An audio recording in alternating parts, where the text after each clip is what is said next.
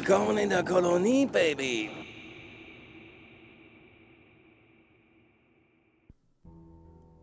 Welcome everybody, it's your boy Vertigo, and today we're doing something different. So I just saw that the Gamestar released this interview with Reinhard Pollice, and I thought, hey, try out OBS because I haven't used it, and try to figure out things. And I said, you know what, we're doing some kind of reaction stuff to this talk, and maybe we can extrapolate some interesting information. And yeah, it's trying out stuff and having fun. And when I took a look at it, it's also totally convenient that Gamestar dubbed it in English, which is perfect for our cause, so you don't have to stare at the subtitles. But nevertheless, as you can see, I put on the subtitles just for accessibility. And without any further ado, let's move on. Nearly a quarter of a century ago, I found myself sitting in front of my computer having just undergone a wisdom tooth operation. I had all 4 wisdom teeth extracted, and I was unable to leave my room because the outside world felt dangerous and my cheeks were much too swollen and puffy to go out in public. Good thing I had a crate of Fanta melon in front of me. It's kind of an absurd anecdote now. And a computer game, namely Gothic 1, which was released in March 2001. I still can't drink Fanta Meloni to this day. I totally overdid it that one week, but I still think Gothic is great. I have nothing. Imagine it would have been the other way around, that you really stick with Fanta Melon and really hate Gothic, but I'm glad that it turned out this way. Nothing but fond memories of it, whether my teeth were out or my cheeks were swollen back then. And that's precisely why I'm genuinely thrilled about the remake of Gothic, which is anticipated to be coming our way in the foreseeable future. And that's why we have a special guest with us in the studio today, namely Reinhard Pollice. Greetings to the game director of the Gothic remake and our very own in-house GameStar expert, Peter Bartke. Greetings to you as well. Dear Reinhard, could you kindly share with us when you initially got involved with Gothic 1 for the very first time? So precisely on the day, I can't seem to remember the exact date. It was at some point within the year 2002. So it was after the release of Gothic 1. Back then, I was really into role-playing games. I was a teenager back then. I played games like Final Fantasy, Diablo, Bulge of Skate with my neighbor. He just turned into a snake. I'm sorry. I see myself out. Let's continue. And Gothic definitely was on my radar at the time, but it was always kind of like, people often mention that it has a little bit of wax and stuff and is inaccessible. Yeah, maybe not at first. And then the demo for Gothic 2 came out on a GameStar CD. Where else, right? Where else exactly? That's where you'd get game demos back in the day. And then I thought to myself, well, let's check it out and see what it's all about.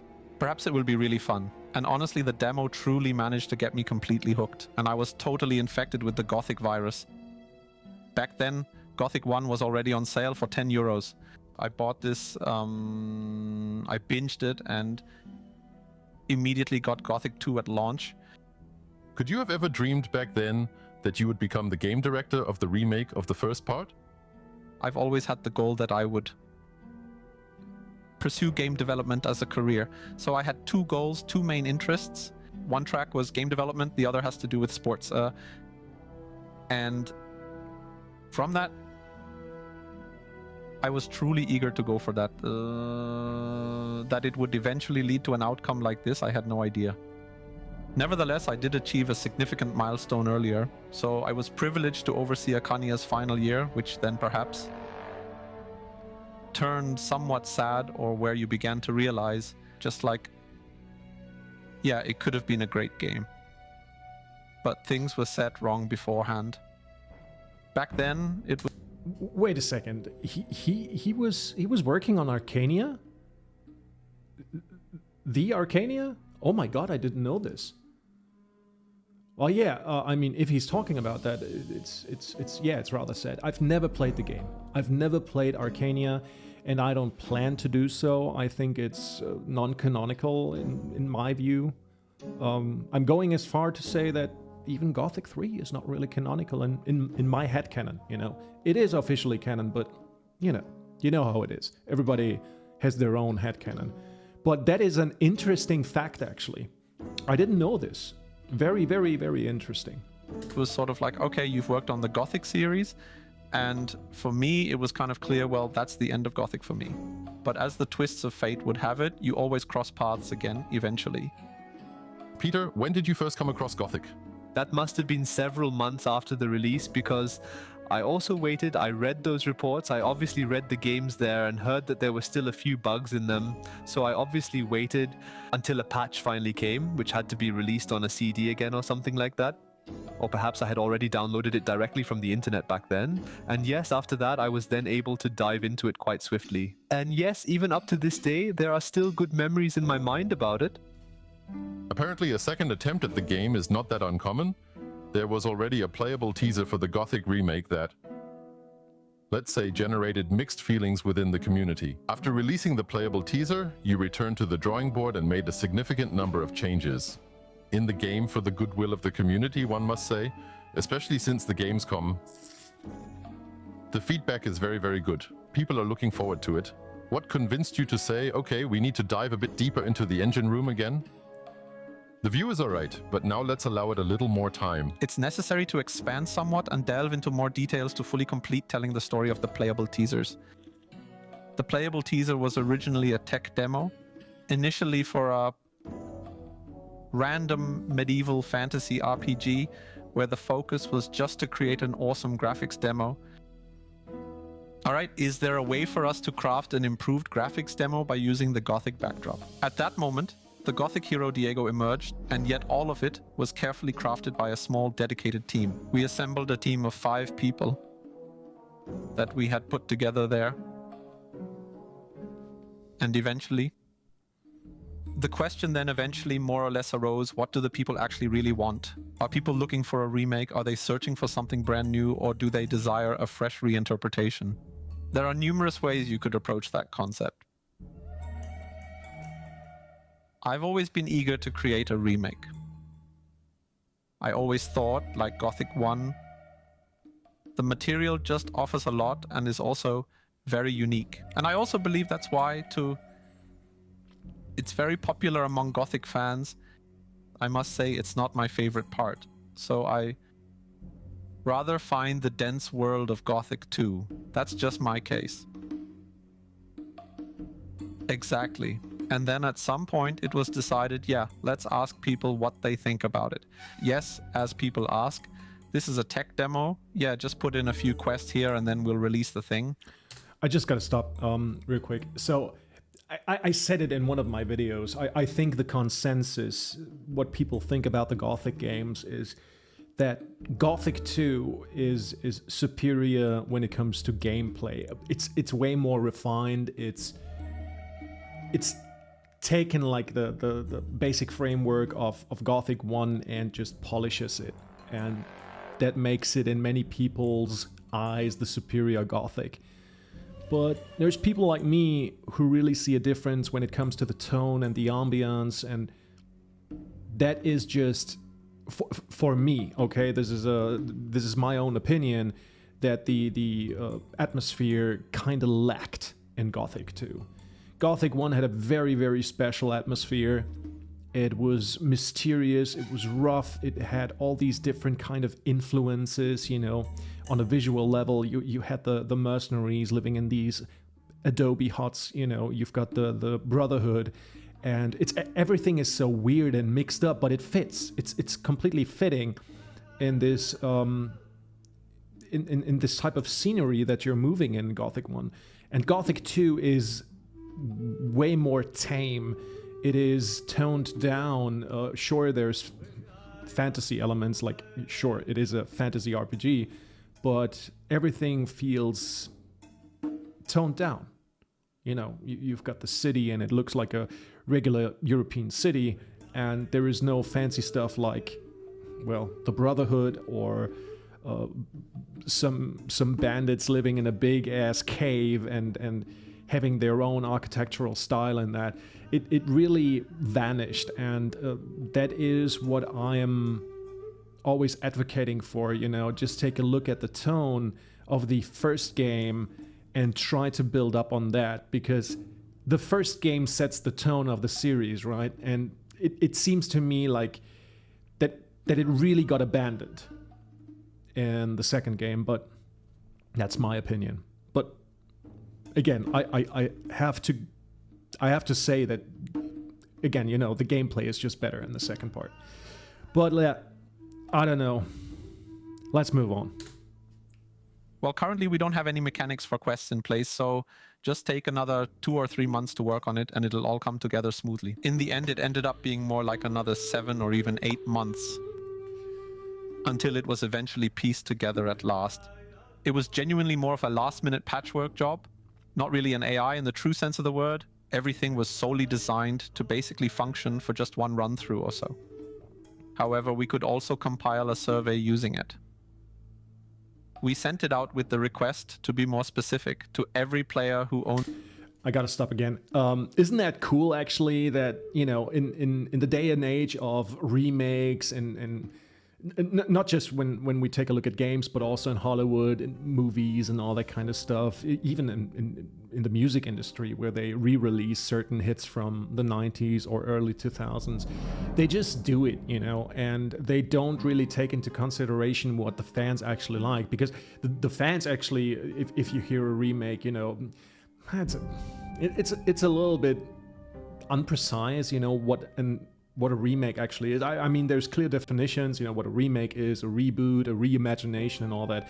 But what I'm going for is that most remakes nowadays change very important things to the IP, and afterwards, well, you get a shit show, right? And so I really got to hand it over to Reinhard and the team of Alchemia, or rather the proto team of Alchemia, that they went out and said, hey, here's a survey attached to this demo. Do you like it? Don't you like it? Please tell us why you didn't like it or why you liked it. And there's a whole bunch of other stuff that you could answer, and that is just the way to go. You know, you know that these fan bases, not just Gothic, again, so many other IPs and franchises out there have people attached to it in a very serious way, because we knew these things from our childhood or when we were teenagers, whatever, and we are really invested into these things. So if you come along and you don't care about, you know, the original audience, and you just slap something together, well, it shouldn't be a surprise that it turns out bad in the end, that people criticize you for the right reasons and don't really like to engage with your product. So again, that's the way to go.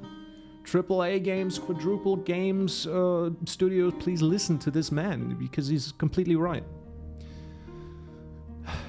Yeah. owns Gothic on Steam, or Gothic or the Risen parts on Steam, virtually offered at no cost, and we collected a great number of responses to the survey. It became quite evident that people have a strong desire for it, and they would really appreciate having a remake of Gothic 1. And then we implemented the feedback and basically said, okay, if we're doing a remake, it has to be 1-to-1 or very close to the original. And that was basically the starting point. We all then kind of put it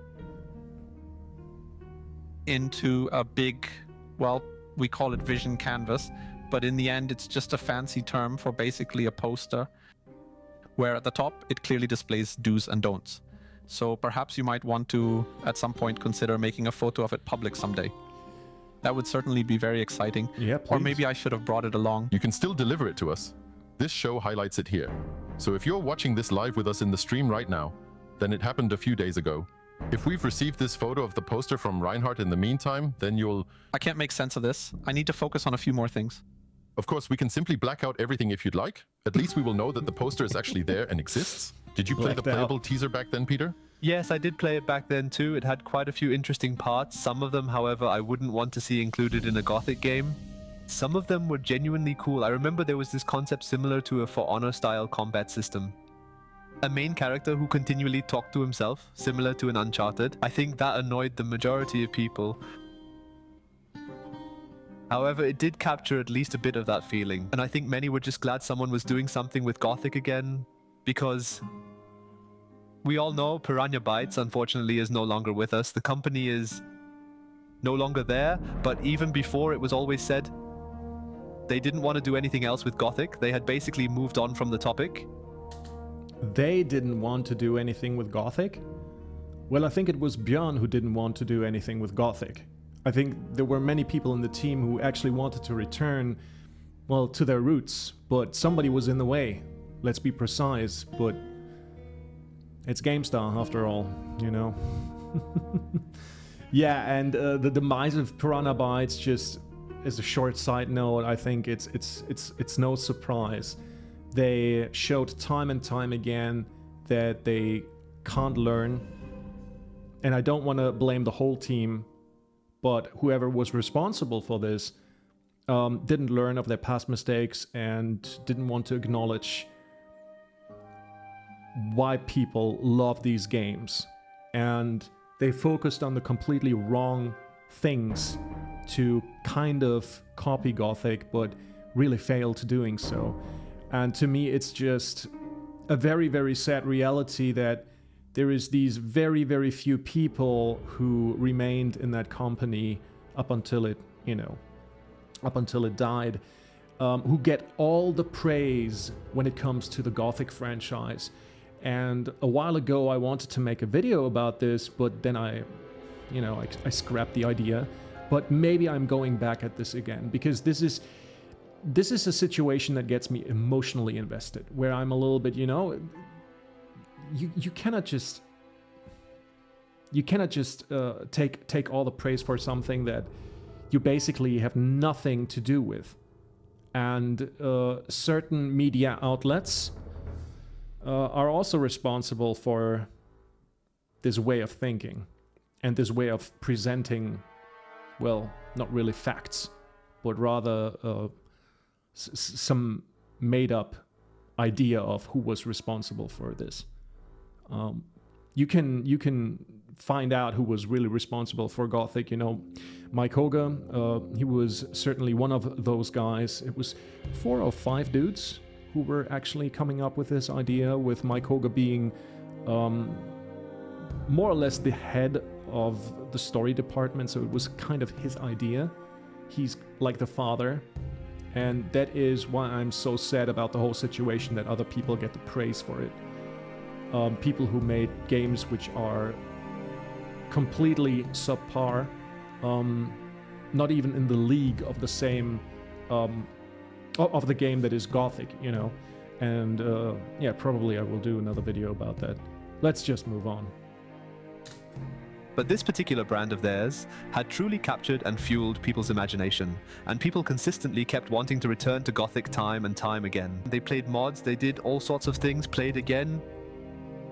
I received a lot of positive feedback from that, and people were genuinely glad that someone was actively engaging with the brand once more.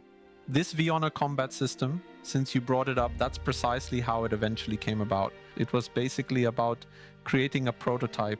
How can you incorporate this combat system that really takes into account the directional buttons on the keyboard or the controller, the stick, where you essentially not only represent the sword swing through a button, but you actually decide the exact direction from where you're initiating the attack. And then, well, the prototype, was Honor. Let's start with that and then try to somehow approach or further develop it. And because of this timeline, it was really a one-shot deal. Either we polish this combat system we currently have so much that it becomes ready for release, or we end up with no combat system at all. That this wasn't the ultimate solution to the problem was clear to everyone involved. In retrospect, I truly believe that taking this different direction was also quite important because it provoked very strong reactions. That's not the way it should be done.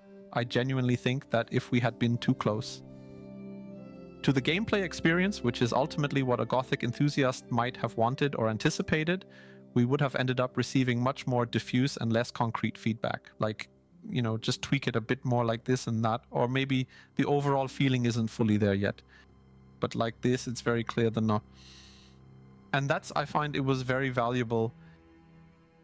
Then it took quite a long while until you showcased real gameplay once more from the version that is soon coming into our hands here? Why did it take so Soon. long? We really hit the reset button. So because it's like that, of course we retained some graphics, but essentially everything was from scratch. We then also, we started with Unwilled 4 still. And first of all, we said, okay, we essentially we require a highly robust and advanced AI system that genuinely simulates life within the colony. That was essentially our starting point, and it was also the central pivot of every game mechanic, so to speak. Ensuring that it's embedded everywhere, allowing the NPCs to interact with you about everything in the game, possibly even engage in conversation. Yes, and that's precisely why it just took a while. And we also had to build a team. Initially, we were 5 people, as I mentioned, for the playable teaser, and then we quickly had to scale up to 25 to 30 people, and now we are over 50. They will work on the remake. 50 people, that's more than worked on the original game, right? I mean, Piranha Bytes never exceeded 40 people, right? Please correct me if I'm wrong, but it was a very small studio. And to be fair, they had their ideology of being self-sufficient and independent, which is noble, but nowadays, I don't really think that you can make such a game with just a few people. You need the bulk, you know. That is not saying, quantity over quality, definitely not, but I'm not much into game development, but I could see that it takes, if you take a look at the game mechanics and the physics and the textures and all that takes a lot of work, So you need a team that is adequately equipped for the task, and that also obviously means that you need to have the numbers. And I mean, it's 50 people. It's not like Red Dead Redemption was developed by how many people? Was it 500 or 5,000? I can't remember right now. Some ridiculous number. Obviously, that is, you cannot compare both of them, but there are studios with thousands of people working on games, and sometimes their games turn out to be dog water, Oh, let's go. You've brought us some new scenes from the remake now. We have a video where we can see scenes from the original Gothic from the year 2001, which, technically speaking, during that time period, wasn't necessarily considered state-of-the-art. Well, it certainly didn't depend on the most advanced graphics engine around back then. I recall those texture walls that magically transformed into trees as you approached them. And at this point, we've surely made quite a few steps forward. We'll be able to... I gotta stop here again. When I recall those times, when I played Gothic, I think when it came out, it kind of was good. I could be wrong though, because just the distance of view was so immense, and it was eating up a lot of computer resources. Actually, I don't know. I never understood that idea that it was outdated at launch. I mean, definitely by now it's a fucking old timer, but I never got this notion, that it was outdated. I pretty much loved the graphics back in the day, and I thought they look realistic. And this is also when people say, oh, Gothic 1 and 2, they go more, they go into this direction of having a more stylized approach. I thought they were going for a realistic approach, but because of the limitations, you get the idea that it looks a little bit comically, which I think wasn't their intention. But let's move on. To demonstrate that briefly right here and now. If you're only listening to this as a podcast, please feel free to check out the recording of this talk on Gamestar Talk, or we'll also save it as a highlight on Twitch. And here we can actually observe how much transformation has taken place. So we see the original version from the year 2001, and then in comparison, the scene depicting how it appears nowadays across various areas in the Valley of Mines. We see, for example, the Orc Town, which you have expanded in a significant and impressive manner, right? What specific ideas and thoughts were behind that? Exactly. So the Orc City was basically just at the end of the game. You then had it manage to obtain access to Orkstadt through Urshak, who was essentially an exiled outcast orc shaman. And afterwards, it was essentially just about, well, you couldn't really engage or interact with them meaningfully, and they followed very basic and simple daily routines. We went back again for another look. One of the good things about the remake is that we also got to see where it all leads to. Wow, look at that. I haven't seen this perspective. That's looking really cool. Again, I did this 2-hour-long video with slivers on certain screenshots, but now you get a different perspective on... this is obviously the mountain fortress. What I kind of liked about the original mountain fortress, and I said this in the 2-hour video that I did with slivers, just as I said, that the mountains kind of, in the original, reached over the mountain fortress. And I kind of miss this, because now it's just out in the open, you know? It's not bad, definitely looks good, but I wish they kept this unique style, because there had been indeed castles which were kind of built into mountainsides and partially covered by the mountains, and I always liked this idea, but okay. I could consider this nitpicking, but it is what it is. It's still looking great. And if you take a look at the bridge, oh my god, look at that. There is some kind of ravine next to it. I mean, obviously the big ravine where the river goes down to the swamp camp, but there's a different part right next to it that is new. Jesus Christ. That's looking cool. Namely Gothic 2 and Gothic 3. So the orcs, in terms of design, that was a point where we also looked, okay, what do the orcs represent here? In the mining colony, they are really just an outpost, not a true civilization or society. Essentially, they're stationed here to guard the Sleeper Temple and maintain their position against the human forces. And continuing in Gothic 2, it's essentially just an orc army that advances to wage an all-out war against the human forces. And in Gothic 3, they become genuine civilizations, with orc cities and all the associated complexities of their societies. For us, it is still merely considered... Well, I gotta stop you there, Reinhard, because I don't really think that we saw the complexities of the orc civilization in Gothic 3. I'm sorry, but we got way more of this in Gothic 1 and Gothic 2. Because, again, this is my opinion, but I always thought that the orcs in Gothic 3 were just reskinned humans. They lived like humans. Okay, they were dancing around the fire a little bit. They were, lifting the big ass millstone.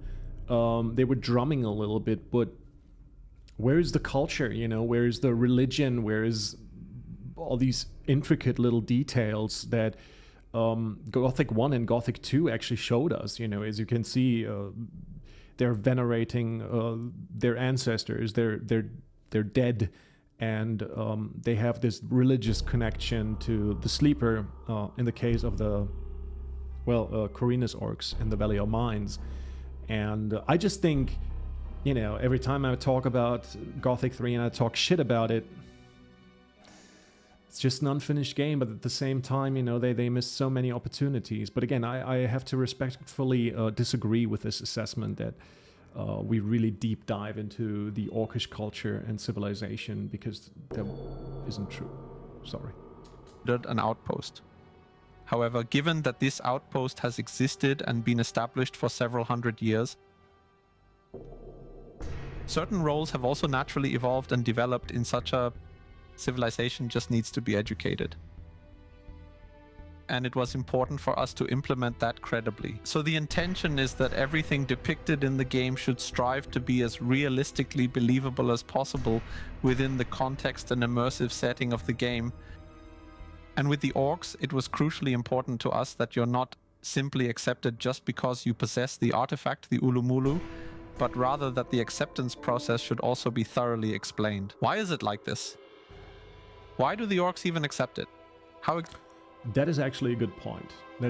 It feels very video gamey, especially the last chapters of Gothic 1, because they were even more rushed than the rest of the game. But it's just presented to you as, okay, orcs, they have this piece of equipment that kind of demands respect, but why? You know, you can make assumptions by taking a look at the items that you need for the Ulumulu, and it's basically, you know, it's a swamp shark tooth or multiple teeth. I don't know. It's a troll fang. It's a shadow beast horn, maybe.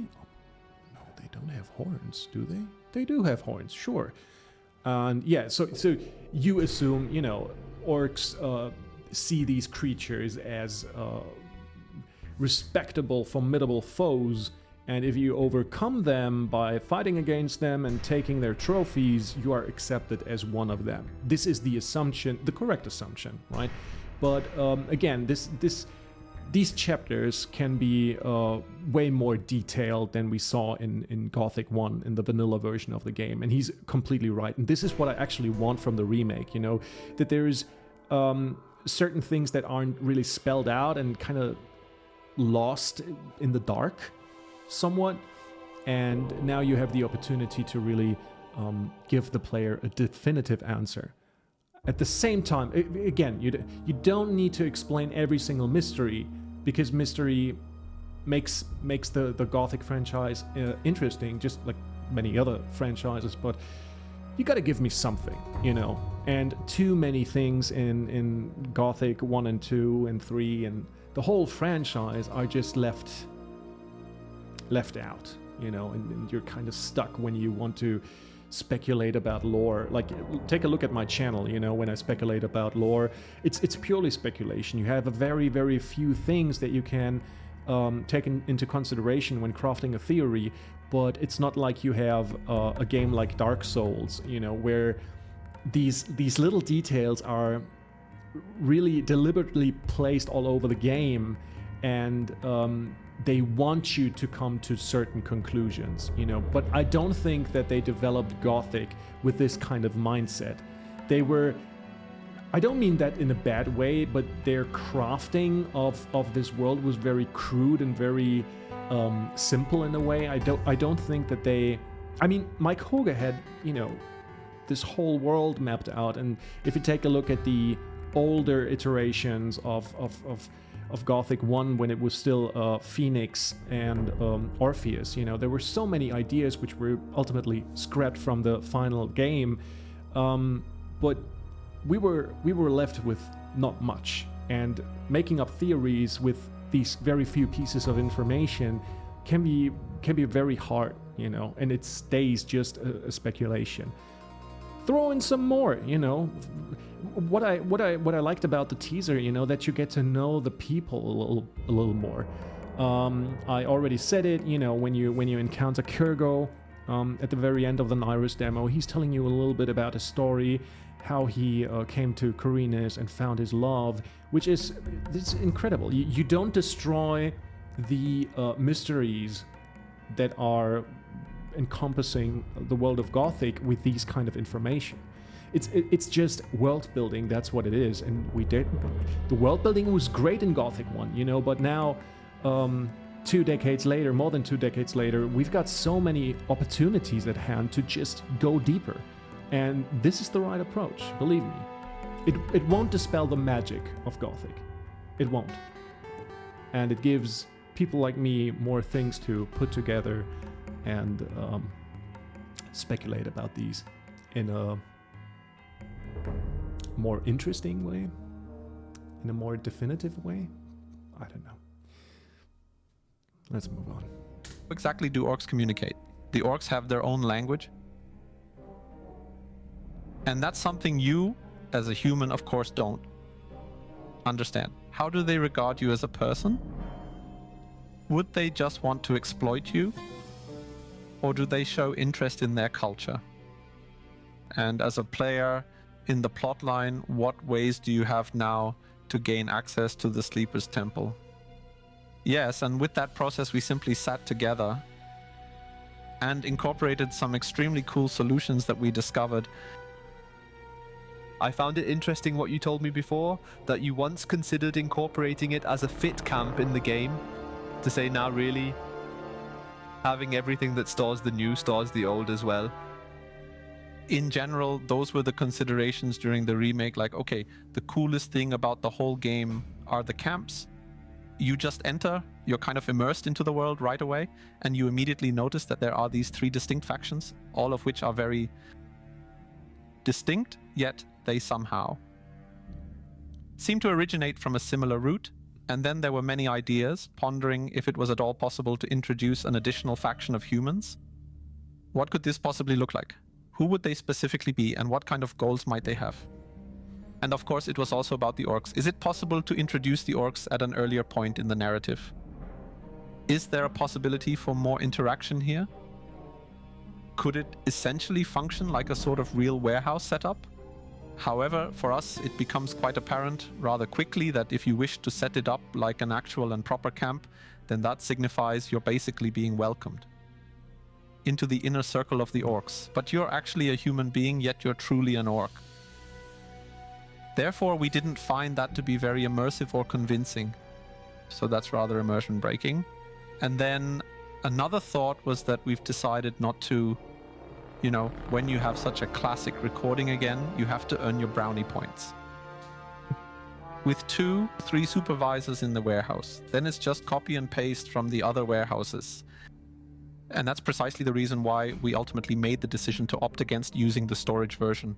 But as I mentioned earlier, there's a lot more, so you can make a choice whether you want to confront the warrior aspect or if you're more inclined to delve into the cultural interests. And there are different ways here, and you can learn a lot about the org culture. By the way, what I find nicest is that there's now a gate, because before you could just see everything and so on. And now that makes much more sense to me that the orgs actually have a door at home. There's also quite an impressive and nice viewpoint within the gate. You know how these things usually are. Absolutely, it was indeed very important to us. They had a gate. Okay, they had a gate, but not for not right behind the bridge. But there was a gate. Let's be real here. But yeah, I also like this. When it comes with the engagement of the orcs, there obviously had been the documents of back in the day, you know, the Orpheus documents, where you were actually supposed to talk with the orcs. You learned the language and all that. And I don't really think this is a good idea, because again, I was saying a few videos back that I really like the idea of not having this black and white distinction, like orcs are bad, you know, humans are good. I like the shades of gray, but only to an extent. The orcs should be the antagonists, sure, but what he says, you know, diving deeper into the cultural, their culture, their civilization and all that, maybe we can learn, you know, that they were not all pleased with the decisions made by the shamans, probably, you know, to call the sleeper into this world, and now they have to, well, serve him, not really willingly, but out of necessity. And if they go deeper into these kind of lore questions, dude, that's just awesome. That's really good, and I'm looking forward to it, actually. But let's see what he says. Us too, to ensure that something like this is designed with purpose and thoughtful consideration. In the original game, there were a considerable number of parts that were rather sparsely designed, particularly as the gameplay advanced further. Some locations simply weren't really decorated to any meaningful extent. And yeah, those were right at the very start when we were contemplating. What do these unique locations actually represent? What is the detailed lore background? What do I need to accomplish as a player there? And so there were always quite very approaches to make it straightforward. We truly put in considerable effort and care to ensure that we never concocted anything that was overly contrived or far-fetched. But alright, that's ultimately just my own personal game. In the original Gothic game, the world was relatively small, especially when compared to the vast open worlds common in modern gaming today. but designed in such a way that you could recognize them very quickly. And for example, there was no need for an automap or anything like that, or even a mini-map, because you were moving around in this small area so often that you already knew, okay, I take a right at the intersection in the forest and end up at the camp, or I go left here, there's the cave with the tough enemy. Now, however, you've expanded the world a bit, therefore the map is noticeably larger than it was in the original first Gothic game. How do you effectively manage to maintain that strong sense of recognition, or design the new locations in such a way that players become truly familiar with them as well? I gotta stop here right now. I don't think it is that hard to do, because there is one thing that you need to keep in mind. If you just take a look at the Valley of Mines, you will see and you will encounter pretty much immediately that there is stretches of land completely unused, right? There are paths in the mountains which are completely devoid of anything. There is no grass, there are no doodads, there are no items, nothing, you know, it's just empty, you know. There are caves which are empty, and this is one thing that you can immediately fix. Take the cave into the remake, but then fill it up with some animals, put some loot in there. You know, I don't want to see, you know, the legendary loot in every single cave. No, but just something that rewards my exploration, because that gives me the sweet dopamine hit, you know, and I get addicted to playing the game. That's ultimately the game, the gist of it. But again, there are some regions that are very sparsely decorated, some even completely empty. If I take a look, for example, at the region, I talked to Slivers about that, you know, above the Orc City. There's a huge stretch which goes up the mountains and is completely empty. You could have positioned some trees there. But if we're talking about the remake, you know, you can make a forest up there. There's a little path that leads up the mountains, maybe way up there, and there's another orcish little outpost, just, you know, to maybe probably spy on people from afar. You have the western part where the mercenaries are, right? The new camp. You've got this beautiful lake on which the tavern sits, right? And the dam. But the opposite side of this lake is, I don't want to say completely empty, because there are some trees. But the only thing that you can find there, the only thing of interest, is the lurker, right? The dam lurker. And the rest is completely empty. That's also an very easy fix, actually, without altering the Valley of Mines in itself. But, as I said before, I really think that it's a good idea to expand it just slightly in diameter and put some new stuff in there. I said it before, one of the coolest regions in the Valley of Mines, in my opinion, is where the Stonehenge is located, where you go to look for the focus stone, where you meet Milton, right? And it's supposedly, it feels like this creepy forest and withered trees and death all around you, you know, but you move 10 meters in that direction and it's already over. You know, the ambience is gone. So give me a real forest. You can extend that area into the mountains, you know, make it a really creepy forest. There's no problem in that, even with the original diameter of the Valley of Mines. But if you obviously expand it, you have more room to breathe, and you have more room to take in the vistas, and this is the way to go, actually. I think, look, I don't want to consider myself a hardcore purist, but I see where certain areas in the first game, not just literal areas, but also gameplay things or whatever, can easily be expanded in a remake without taking away from the feeling. You know, as we said before, or as I said before, if you give us more information about certain NPCs, it wouldn't do anything. Or at least anything bad. It would polish the game in a way that you give me more information, more to think about, more world building. And if you inject the Valley of Mines with more smaller places here and there, or you go into the swamp area, you know, the Brotherhood, the swamp apart from the Brotherhood, where you later on fight the swamp sharks. If that area is just extended, it would serve the game well. because it really feels like a swamp. Because let's be honest, if you if you leave the Brotherhood and you take a look in the direction of the swamp, you see its end. You know, it's very, very confined, and I'm a huge fan of Room to Breathe. It's still a very intimate and small world, and I think how they achieve this, what he's probably talking about right now, but it's the original design that is very iconic. You know, you've got the central plain with a huge ass castle of the old camp. You have the way down the slope down way to the Brotherhood into the swamp. It's very iconic. You've got the fog tower. All these locations are basically, you know, for us Gothic fans, they're just milestones and very easily recognizable, right?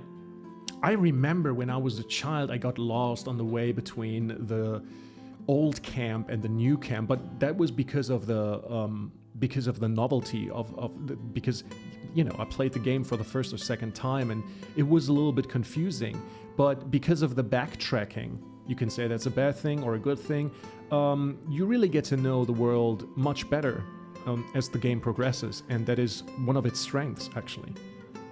And also the fact that, you know, once you cleared an area and you gotta traverse this area again in a later chapter, it's becoming revitalized, you know, there is a monster respawn or new quests or new things. Well, not really in the original, but that's their job now to do that, right?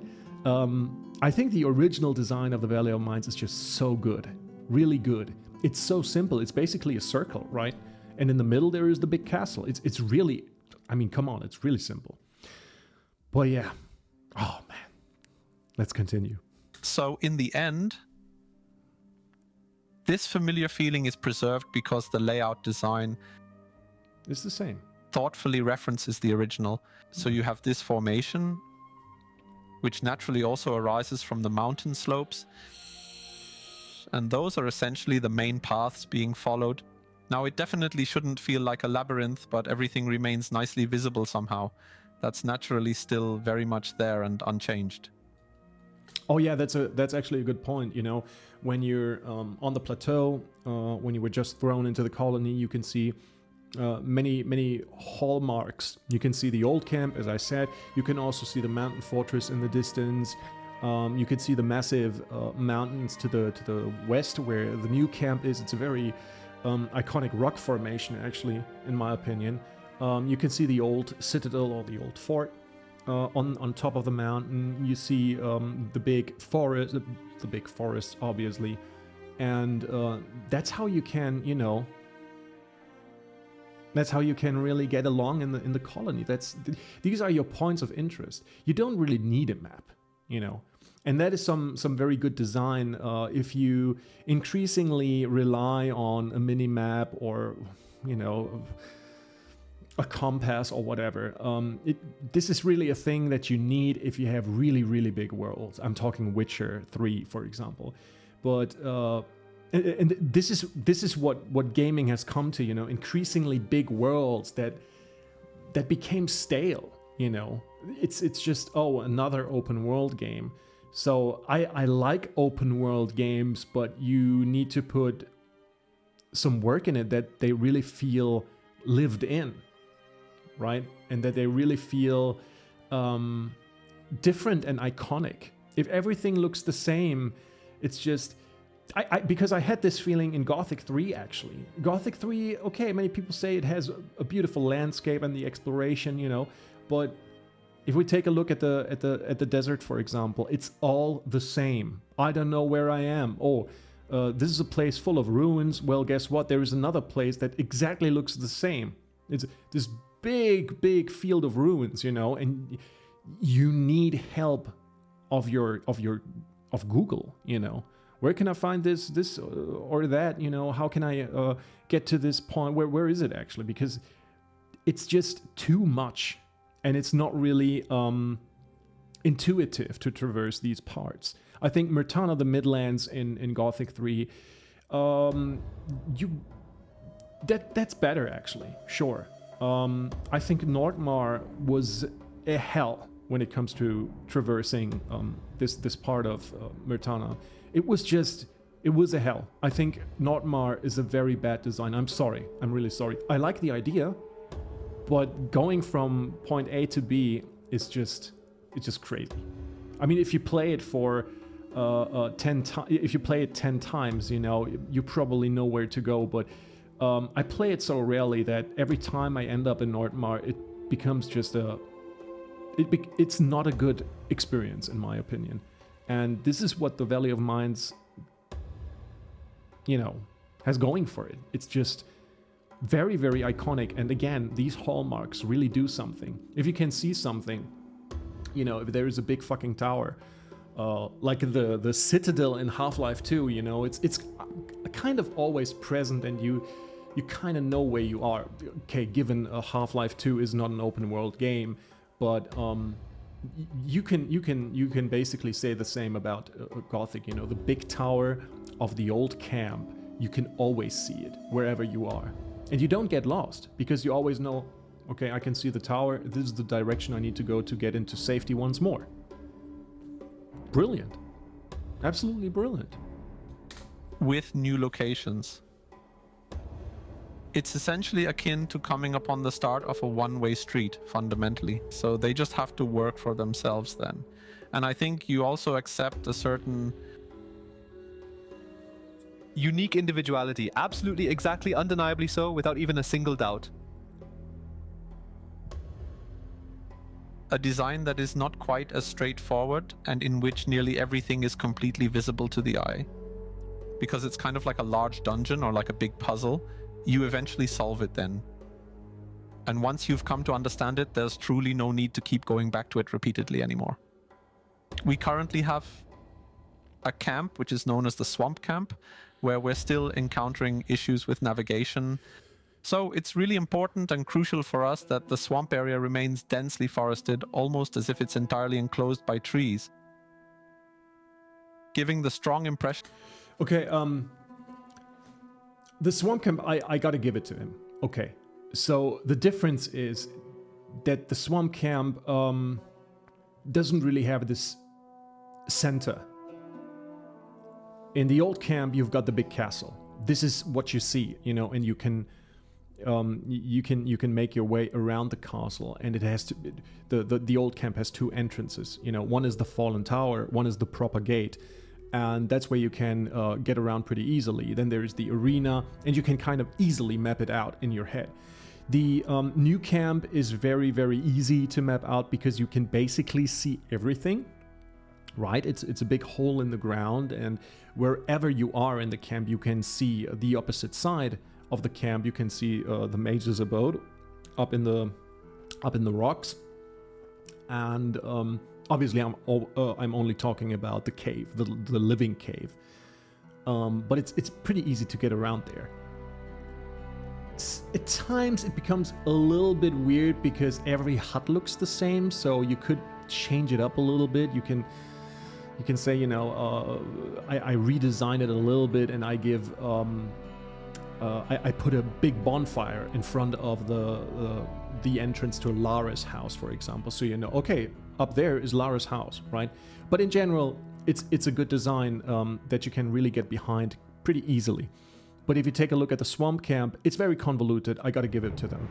And with that said, I think the original design of the Swamp Camp had this hollowed out tree right in the middle of the camp. There's a big ass tree, and this is where the gurus would go to preach or to contemplate, whatever. And if you, I think, I could be wrong, but I think if you would have put this kind of big building into the Swamp Camp, it would have been easier to traverse this zone, right?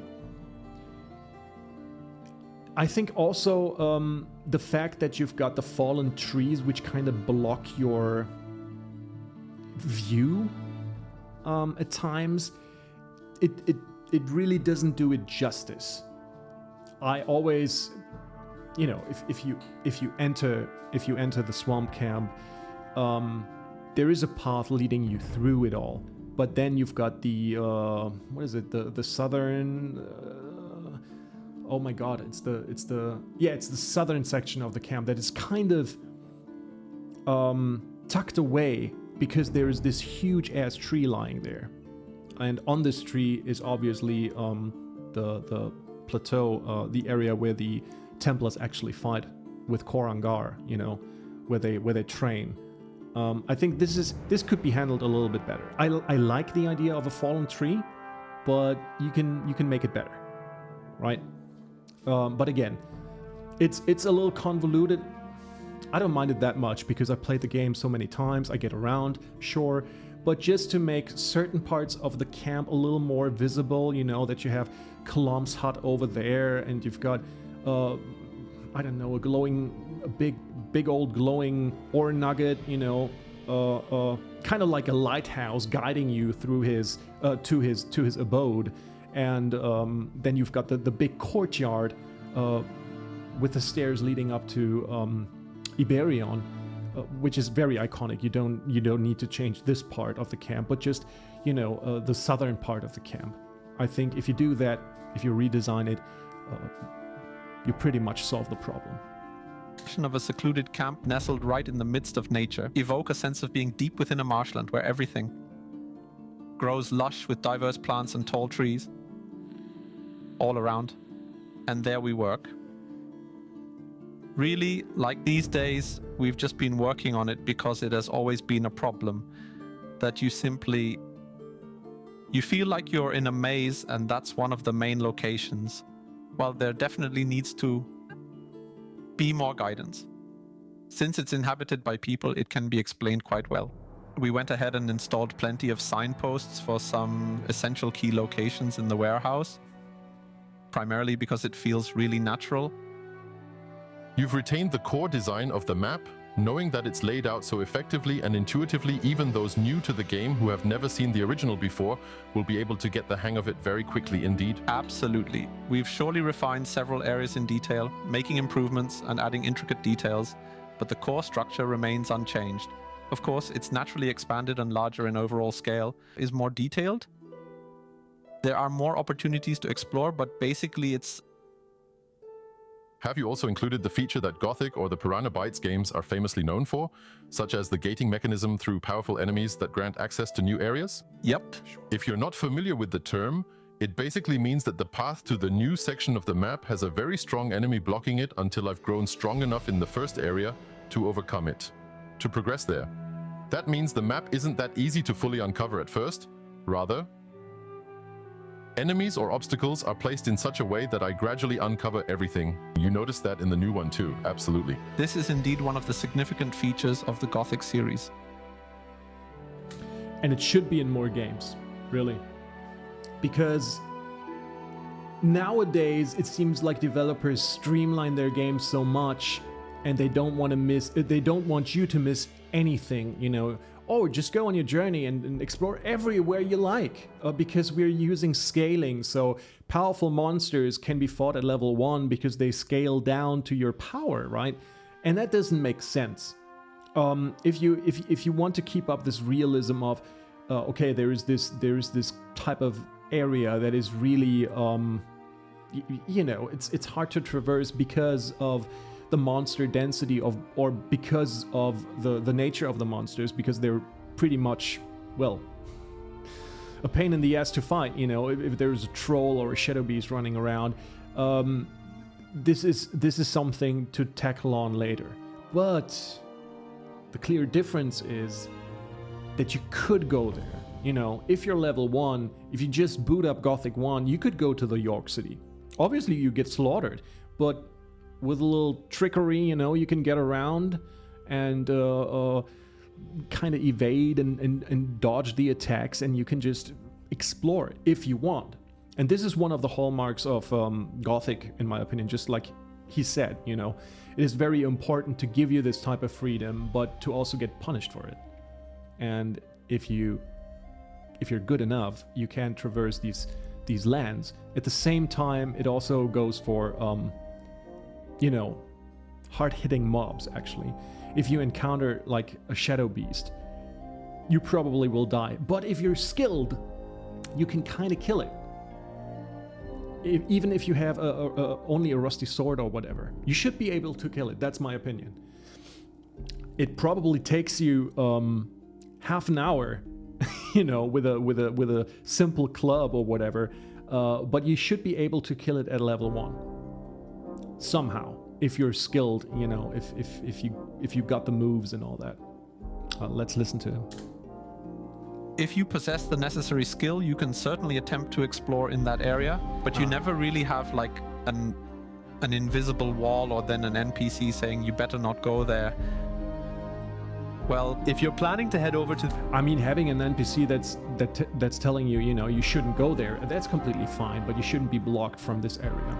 Just go there, get eaten by some orc dogs or whatever, and then you reload and say, okay, you know, I'm coming back later on, but right now I focus on scavengers and mole rats and meat bugs. That's my league right now. to the orc area, simply mention it's those 2 guys you see there. exactly. However, you can still go through. You have the option to go through, and if you then essentially get beaten up by the orcs, well, then you get beaten up. That's how it goes. Yeah, but that's just how it goes. You have to... I think you also perceive the world in a much more organic manner, especially when you truly learn things the hard way. Hey, I'm really stuck at this point, or hey, there's this snapper here, I know I can defeat it, but if I manage to improve my skills, I'd definitely like to give that a try. How are you handling the walking paths, now that the world has expanded to be a bit larger? Any changes to the teleport system? The teleport system, you know, is generally accessible only in the later chapters of the series. That's the way it Good. usually goes. We might indeed consider offering additional teleport options in places where it truly makes sense. And we will also offer a way for you to move around more swiftly and efficiently. But it doesn't increase. So in the original, it was this acrobatic ability, and you just have to jump around a bit. That was the best. Yeah, with the pike bow. It's cool, of course. And I did it all the time too.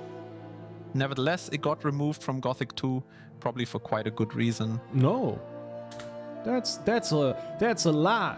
My man never played on dexterity, agility. Actually, you can get acrobatics in Gothic 2 once you oh my god, what was it? 90 dexterity? Once you cross that threshold, you automatically have the ability to use acrobatics. It's in the game. It's I don't like that it's gated behind a certain threshold of your stats, but it's in the game, brother. You should replay Gothic 2, Reinhard. Which ends up turning out to be just a tad bit too funny. It's quite similar to the crouch jump in Half-Life, where you definitely need to master that particular skill as well. Oh, But I bunny think hop. in Half-Life, if you press the button more frequently, it could lead to an increase in speed, or was that Quake? I don't remember that either now. I'm old enough for it, but We haven't simply seen new locations in the video material you've kindly provided us, but also numerous beloved... Okay, the acrobatics thing is true. It looks funny. It's okay for the original game. Totally, I use it very often, and it was meant as a type of repositioning in a fight. But again, it looks really funny, and I don't think it would be. It's not easy to implement something like this into a remake without. I mean, you as a developer, you want people to take your game seriously, right? And if you start doing this weird animation, it looks completely out of place. So there has been another video. I don't know if they show it in this interview, but they basically showed a little piece of footage. Maybe that was a fever dream, but I saw the hero kind of rolling. You know, like a dodge roll. Am I misremembering right now? But I can see this being the new acrobatics. Oh, definitely. But yeah, let's move on. and cherished characters from the Gothic world. And Peter particularly observed that there are some of the typical character animations, like when Kor is stirring the cauldron, or the characteristic head movements and distinct gestures made by Taurus. Hey you!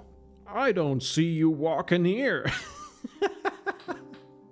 You cannot just walk into the castle. Oh man, I love these animations. Back in school, we had a very small amount of people, like the nerds, you know, and we knew Gothic. And what we would do on the schoolyard, in the break, we would run around in these animations, you know, during our free time, and it looked so idiotic. But we really did it for a month straight, probably, you know. It was pretty funny. Damn. These animations are just, you know, it's like you've got the diggers who are just like, you know, like very insecure, pulling up their shoulders a little bit, and then you got the guards, and they're just, you know, walking through the camp in a very grandiose way, which really fits, you know, their position, their social position, their hierarchy. And I really do hope that there's more animations taken from the original but now refined. I really, dude, this would fill me so much with joy. It's incredible. Oh man, I'm really eager to see that. Are indeed repetitive, which many feel adds to the charm. Was it actually a conscious decision to maintain and preserve that? These are new animations captured with advanced motion capturing technology at its finest. Our goal was to ensure the animations are easily readable. And making them readable sometimes means that you need to step back a bit in terms of detail level and avoid making it excessively detailed, because then it turns out to be too noisy. He's looking right in our soul. Look at him. He can't take off his eyes off the camera. If every little detail happens to be moving around in some way. So it really should be quite easily readable even from a distance. What exactly is the guy doing now? Is he standing there? Ah, it's Fisk. It's Fisk. Okay. Yeah, sure. Of course. Dude, I think the model is quite fitting, actually. And speaking of animations, I hope they have the ball scratching, you know, and the peeing. That is just chef's kiss. I hope that they will put it into the game. They're brewing a potion. Is he just sitting around there doing nothing much? And because of that, it might give off the impression that it's a little bit too straightforward or perhaps overly simple.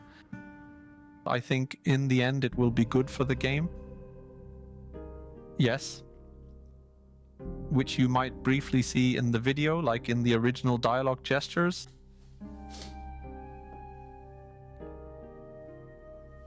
Look how they massacred my boy. Look at that. Look at that, please.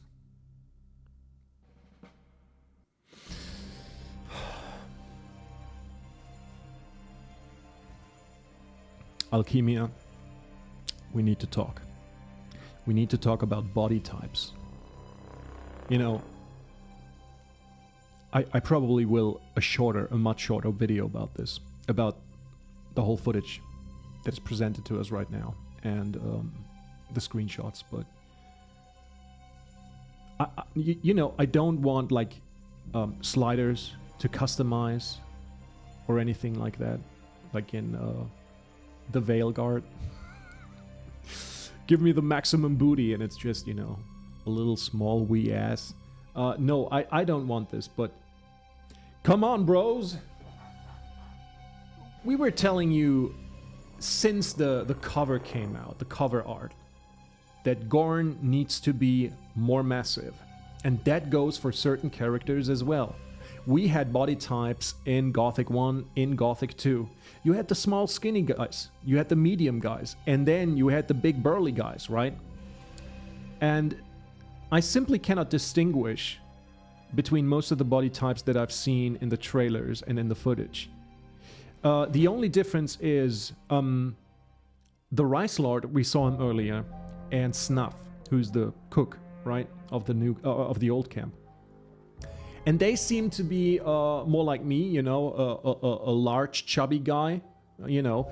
But when I take a look at these warrior heroes, Gorn, Thorus, yes, the Thorus, Lee, they are experienced fighters.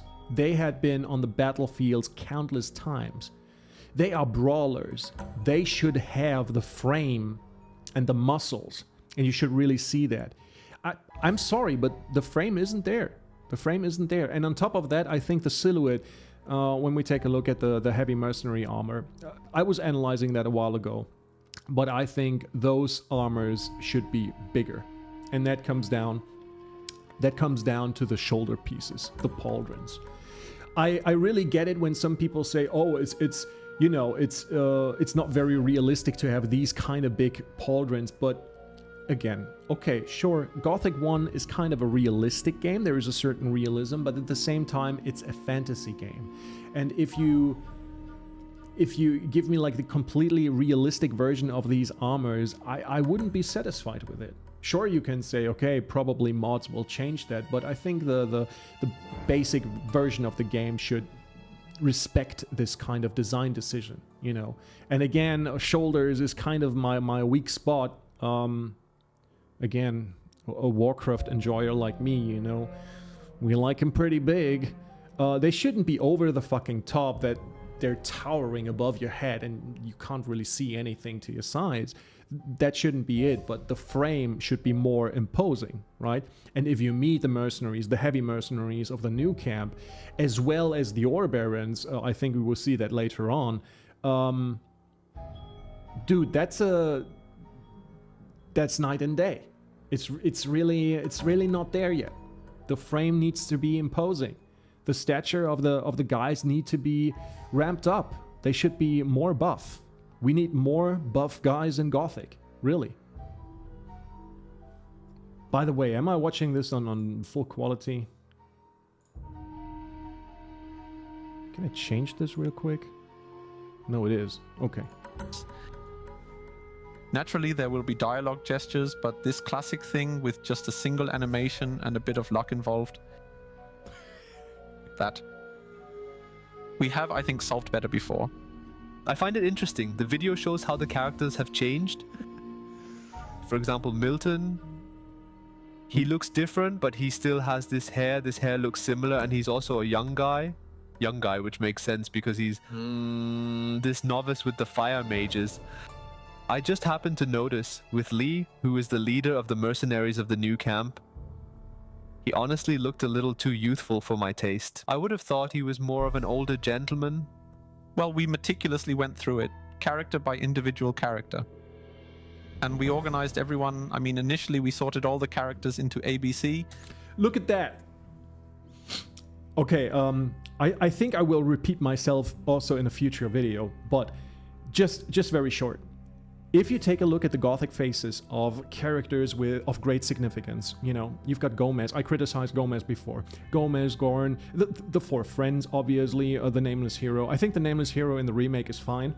But all those big figures, we saw Colum, we saw Iberion, here is Lee, you know, all these big side characters. They have a very, very unique face. A very unique face. And I cannot see Lee in this dude we just saw in the remake. I cannot see Lee. There is one argument that I'm going to make in the video that is about this very thing. If you would give me a picture depicting the new version of Lee without his armor, just his face, and Gomez for that matter. We saw Gomez a while back. And many people were like, oh, I like Gomez. Gomez looks fine, you know? I'm like, sure, if you like it, sure. But if you would give me a picture of those faces without any body armor visible, and I would show you this picture, you wouldn't say, oh, I recognize this is Gomez, this is Lee. You wouldn't. You would be lying if you say you would. They lost their uniqueness. For example, as far as I remember, they gave Lee a beard. He's got stubble, as you can see. He's got stubble, sure. His hair is graying a little bit, sure. But his face has very unique features. Even in this more than 2 decades old game, he looks like a real person. He looks unique. Why don't you tackle this a little more faithfully, you know? At the same time, if we take a look at his armor right now, sure, it's an old game, you had limitations, but look at this armor. It is impressive. If you walk into the new camp or in any camp and you see those elite fighters, you're like, whoa, you know, what the fuck is going on? This guy will whoop my ass. I can see this, you know. But if you got the tiny dude with oh sure, he's got a breastplate and a little bit of fur around his neck, but his frame is simply not imposing, you know. I mean, these pauldrons, sure, I gotta kind of give it to you. They are a little bit exaggerated, sure. But the frame is completely missing. You know, these pauldrons that reach beyond the natural frame of the body, beyond the shoulders. They should keep it a little bit. I always thought that, especially the new camp heavy mercenary armor, it kind of reminded me of Space Marines in the StarCraft universe, because of the very bulky frame, you know. Another thing that I don't really like, oh man, I'm digressing so much, but is the composition of the breastplate.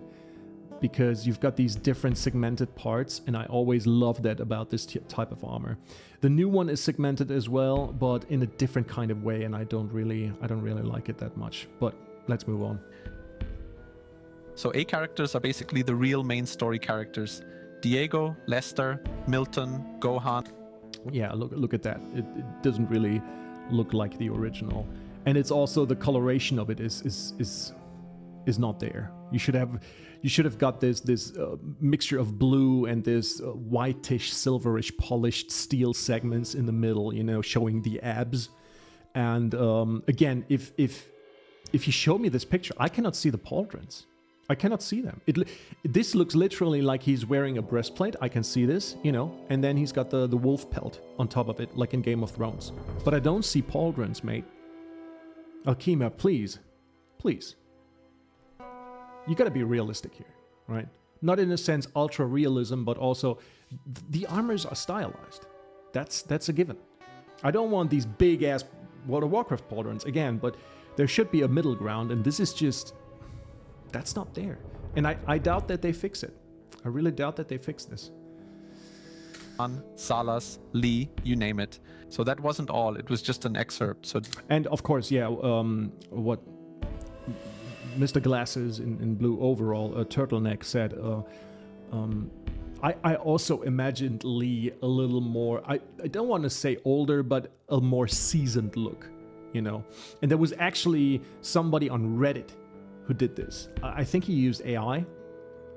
You know, the regular AI shit, and the original input was Lee from Gothic 1, and I wasn't really completely on board with the new version that the AI generated, but it goes way more into the direction of the Lee that I envision than this man over here.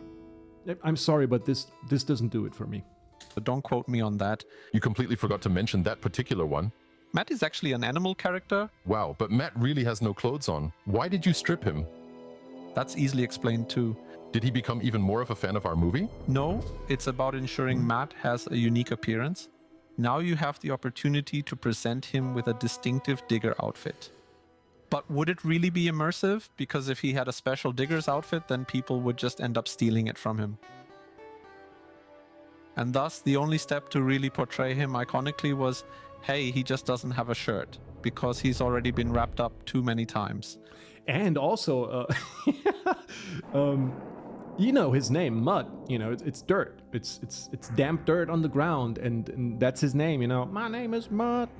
But they covered him in mud. Actually, I like this little detail, and his little mustachio it's really fitting. I like Mud's new design. So he's the only NPC with a bare head. He won't be the only one. Bare head. But he just so happens to be one of the only ones at the moment. Yes, that's exactly right indeed. But to go back once more to the idea involving the characters. Precisely, we sorted them into different groups. Then there is still the bottommost tier, and then you have the generic diggers again. But they also see, well, they don't all look the same. I mean, they also have a face. That's not generated on the flight either. It's really fixed. Then we went ahead and asked, okay, what age do they have? On one hand, there are some references. And on the other hand, looking at the appearance, they went ahead and assigned an age to each of the well-known ABC characters. These are the named NPCs, the ones who have an actual name, rather than being referred to merely as something generic like Digger or Guard. And then we effectively took the original appearance, sometimes even going as far as utilizing the plain texture itself, and very carefully examined and looked into, okay, what was the features they had initially planned to incorporate, which perhaps you might not clearly notice in the final version of the game anymore. And then we made an effort to just take inspiration from it, from various references and drawings, in order to find a new look. With some characters, it took quite a while. For example, Diego, I think we went through 5 or 6 iterations until I was satisfied, because Diego just has such a totally iconic look. Yeah, but it's not just Diego. Many of these, as you call them, ABC side characters, the known names basically in the colony, they have a very, very unique face, and I think this was done on purpose back in the day. You know, obviously you see recurring faces again with the very minor characters or filler characters, filler NPCs that you can see. Sure, but this uniqueness kind of got lost. He just said that they sat down and kind of evaluated their age. Like, I don't know, but you guys seem to be off a little bit when it comes to Lee, for example. You know, they kind of did a good job with other characters, but it's really like an up and down for me. This is again just my opinion. It's really a change in quality, how they asserted, you know. Let's just move on. I don't want to digress too much. I just think they should take a look at these characters and reevaluate or overthink their decisions that they made. Because some of them, again, we saw a Fisk earlier. Fisk looked good. Fisk looked great. Sure.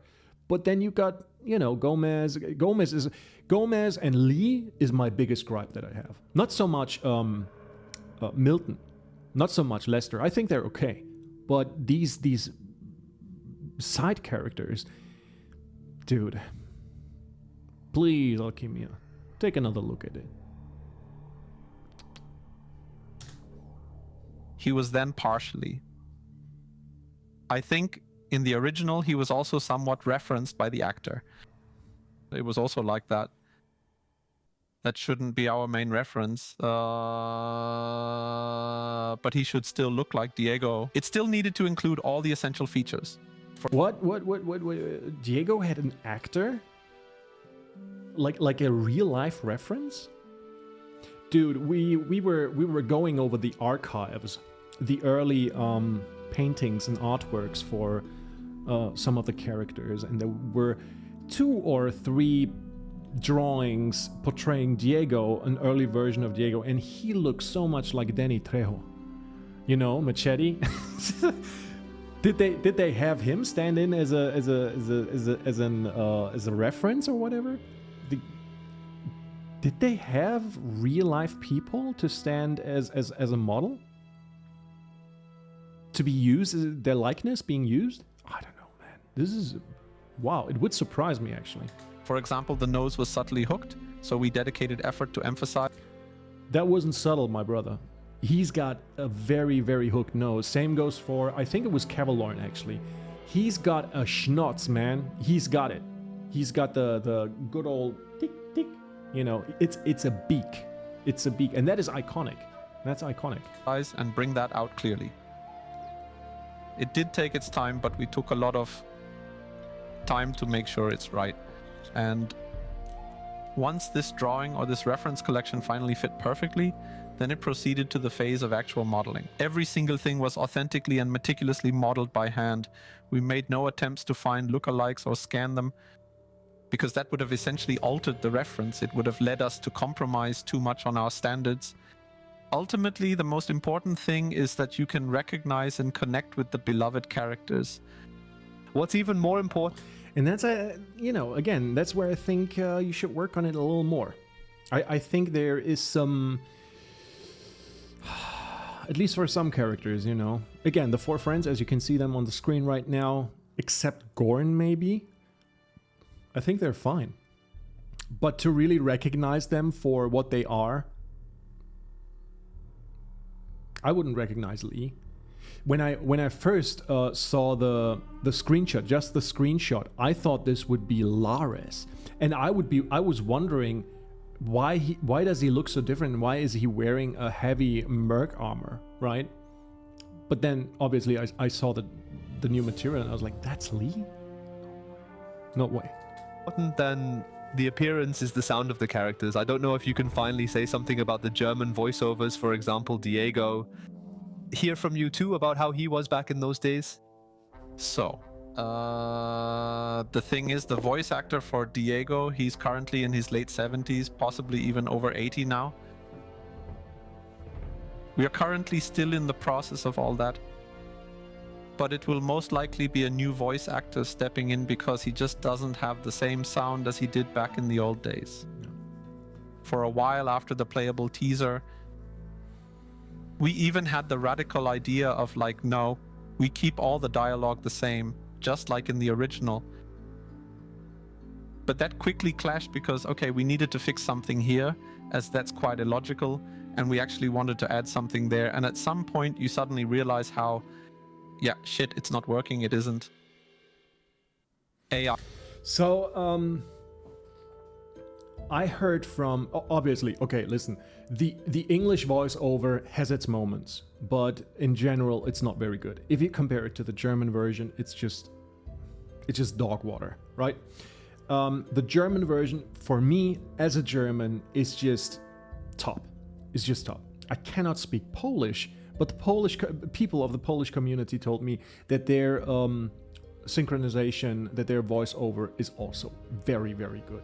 But just speaking from my experience, the voice actors, even though there were just 15 voice actors in Gothic 1, they are so iconic, they are so good, and you are so familiarized with these voices, and you hear those voices in German TV, for example, or in advertisement, and you immediately like, whoa, is that Diego? Is that Xardas? Is that Lee? You know, you're completely taken away by it. But the sad reality is, like they said, the guys are old now. Some of them are dead already.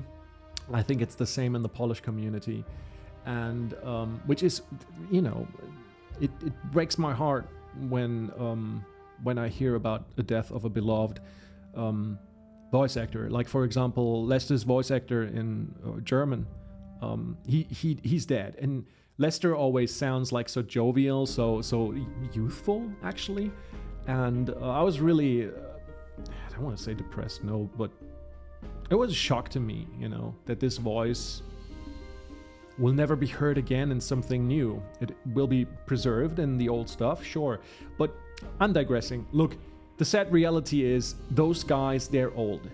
Do you know if they're alive next year? I wish them all the best. I hope that they live another 20 years or 30. I don't know, you know. I really wish them a long life in peace and health. But the thing is, we don't know, right? So now a remake will come out eventually, and the franchise isn't over. If this works out for them, I can give you my word. Well, but I'm very, very sure that after Gothic 1 is out, that they will work on a remake of Gothic 2, and after that, who knows, maybe Gothic 3. So you've got a development span of, you know, I don't know, the next 10 years probably, and a decade, you know. It takes a toll on the human body. Will I be there? I don't know. Will these old guys still be there? So they don't want to gamble with this. If they take on the voice actors of the past and suddenly someone dies, you know, you got to change the voice actor during your remake, you know, between Gothic 1 remake and Gothic 2 remake. That is shit. They did this actually with a few characters, again, the German voiceover, you know, between Gothic 1 and Gothic 2, For whatever reason, maybe they didn't have access to this actor anymore, they couldn't negotiate, or it doesn't matter. And it took me away. For example, Lee's voice changed between Gothic 1 and Gothic 2 in German, and I didn't like it. Lee's very first voice is very, very iconic. But I can see their point, and this is the best way to go forward. You want to ensure that your quality is ensured, that you take younger guys to take on these roles. Maybe you take one or two of the old voice actors as some sort of Easter egg, you know, just to throw some in there. That would be cool, but not necessary. Not necessarily. If you go for a complete new cast, I think this is the way to go. End of the story. Refurbishing it with AI or having whole AI voices, I don't think AI is quite there. It made quite a disturbing development actually in the past years, but me personally, I'm not a fan of it. I'm not a fan of it. Obviously, it also comes down if there were any contracts, you know, probably not with the older actors, but right now in Hollywood, they make sure that they can use their likeness and their voice in future movies when they're gone, you know, because they are so iconic. But I think it's also about respecting people, you know, and kind of leave them in peace, so to speak. If you want to listen to them, if you want to hear them, go back, right? And watch the older movies or play the older games, whatever. But I think that this decision is very good. This is the way to go. This is the way. AI was never an option for us. Of course, we could have done it. Would have probably sounded just all right. But to be honest, I find it not particularly justifiable due to ethical reasons. And therefore, we just have to accept and settle with the idea of trying to capture that specific tone, much like we do with visuals. We need to go through the process of finding a speaker who can truly represent a similar character, capturing the essence we are aiming for, who then effectively evokes similar emotions or truly captures the essence of the character just as you have vividly imagined them in the creative depths of your mind's eye. But do you have any other speakers now, Diego? All right, I guess he's just too old. We also have some speakers included in the original version. We will definitely have that too. As for the ratio, I can't provide any definitive information at the moment because we are really working intensively on that right now. So to reveal whether he retains his voice, that's definitely another one of those problematic cases. I could also say it's such a problem case. I also think, like, go into Gothic 3. Does the nameless hero sound the same as in Gothic 1 and 2? Nope. In my opinion, no. You often encounter this topic that a voice, a narrator, naturally evolves or even develops a bit further. Sure, this obviously this is one of the big points that he's making, and he's completely right. But when taking a look at the voice of the hero, for example, again, only German, of course, in my case, but his voice doesn't only change because he gets older, but also because how the dialogue is written. That's also something to consider, right? You need a consistent level of quality, and if you reduce somebody just to quirky one-liners that kind of became a meme in the community, that's doing it a disservice, right? Well, due to the continuous passage of time itself. Except you always maintain that lovely tone in your voice each and every year whenever I hear you. Like a fine wine. And I'm also basically a little bit pissed off, just like those Gothic heroes are. Is this some kind of application or what? Yeah, I think you could definitely do a good job speaking, Diego. It's been a whole 24 years since I've actually heard that, but if you're looking to fill any vacancies, I'm certainly willing to lend a hand and help you out. We still have vacancies, sure. I wouldn't see Diego with you now. I just missed that rough edge. Diego has a bit of something. Not exactly like Guide, but rather somewhat like a fatherly mentor figure, kind of. But still, there is a certain level-headedness, a kind of roughness to him. He's truly seen it all. That's not me.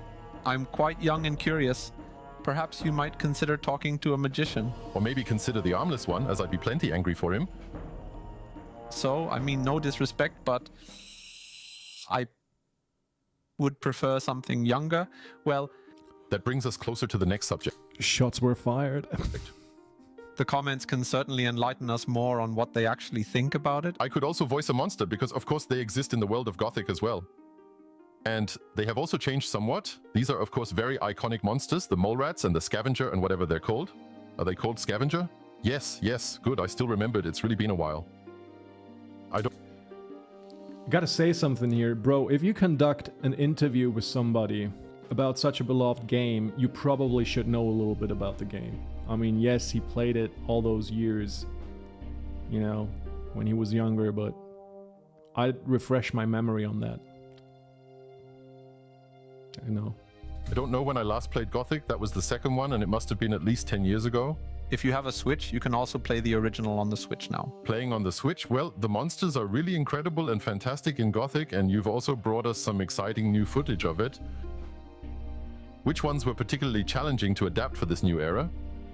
I remember when the initial redesigns of the monsters were showcased, people appeared somewhat surprised, thinking, I had envisioned that particular one quite differently in my mind. When you look at the footage now, you can tell it was conveyed with a lot of passion. Where did you face difficulties? What was hard to transfer in the 90s? Challenging? Why is he asking him? He didn't work on that. Ultimately, each monster was unique in its own way.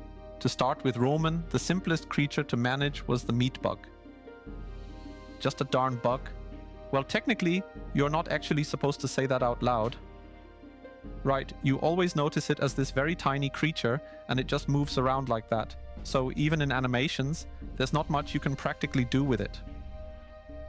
He's just as he is without any embellishments. We got him pretty soon. Back then, I believe he was actually in our very first video as the very first thing that we tuned, and the first one I demonstrated in that manner. The difficult ones, such as the scavenger, widely seen as one of the most iconic monsters, were also the first we created. We somewhat ventured further in that direction as well, aiming to illustrate that there are varied age groups of scavengers. In the original it was also present, but it was simply a scale on the model, whereas here it represents a young scavenger. In our setup we have age groups with distinct differences, which, though subtle, are very noticeable and significant in their broader impact. That's good. Both in terms of anatomy as well as the body features, yes. I think for the scavenger it's even more important to have the right sound design. Of course, it helps us that Kai Rosenkrantz, the original composer and sound designer, is back on board and taking care of it. Thank God the speaker there isn't as old as the scavenger. The old scavenger who doesn't sound like he used to. I can't really say for sure at the moment, but Kai always seems to have that particular approach too. He records a lot of samples himself. So not just like, he also has his sample libraries, but he also thinks about how can I make this sound even more unique. And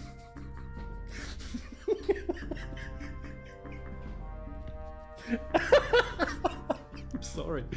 Well, just imagine, you know, when they said it was also in the Nyrus demo that the scavengers retain some of their old sounds. You know, there's a percentage of it playing, the squeak, the squawk, the iconic one, but also new sounds. And the new sounds were inspired by a goose, you know, and I just pictured Kai on the field, you know, running behind those birds and trying to record them. Come here. And with just using simple means, he essentially tries to craft a very particular sound. And I even believe that he somehow managed to record the scavenger and then creatively distorted it accordingly. And then eventually it turned into the iconic scavenger scream. But as I said, he makes sure that it also fits in terms of sound design. And he also reads a lot in the communities. He does. And listens. I gotta say, props to Kai Rosenkrantz. What an absolute unit of a guy. He's fucking tall. He's really tall. But he's so nice. He's so nice. When I met him at the Gamescom, he was so good to me. Kai, if you listen to this, hey man, you're really an MVP, the GOAT. But he is really into communicating with the fans, with the community. And this is something that is just so humble. It speaks for himself, you know, that you know, after a hard work's day, you go on Discord and talk to the people. This is, you know, this is actually incredible. Who does that? There's only a handful of devs who really do that, and I gotta hand it to him. You know, that is the way of communicating with the community, with a fan base. It's always a joy interacting with him. He's really one of the guys. Oh man. To feedback there, exactly. Otherwise difficult monsters. We currently have plenty of time. At this moment, we're still in the process of reworking and refining some monsters because we think they weren't quite fitting yet. So for example, the Lurker or later the Biters, they're quite challenging since they are fictional creatures, so there's no actual real life reference. And we haven't seen a Lurker yet, but the thing is, the Lurker looks so... it looks weird in the original. Again, you've got the limitations of the engine. It kind of looks stupid, but the idea of a Lurker, of a huge reptile with these lanky ass limbs, stalking the riverlands and making these weird noises, it's very disturbing, very disturbing. There is this scene in Gothic 2 with, what's his face? I think his name is Curvo. And they are holed in this cave. And he's like, oh, I won't move a centimeter. You know, there's all those lurkers out there. And when I hear them, oh, I get the sweaties, you know. These are fascinating creatures, fascinating fantasy creatures. I really hope they do something with them that you know, is not so weird like in the first game, but something more serious, obviously, but not too serious, because I think Alchemia has a little tendency to overdo things a little bit. You know, talking about the design of Xardas Tower, talking about the Fire Lizard. It's just very, I don't want to say over the top, but take it a notch down, you know, because what's so fascinating about the monsters in Gothic 1 and Gothic 2, they're really part of the ecosystem. They're animals, you know. We call them monsters, sure, but they're pretty much animals, you know.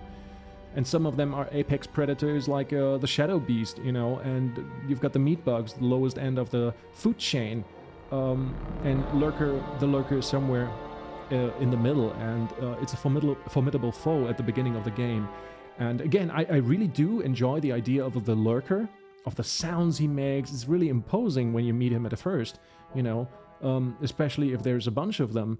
But at the same time, I'm really looking forward to see that creature.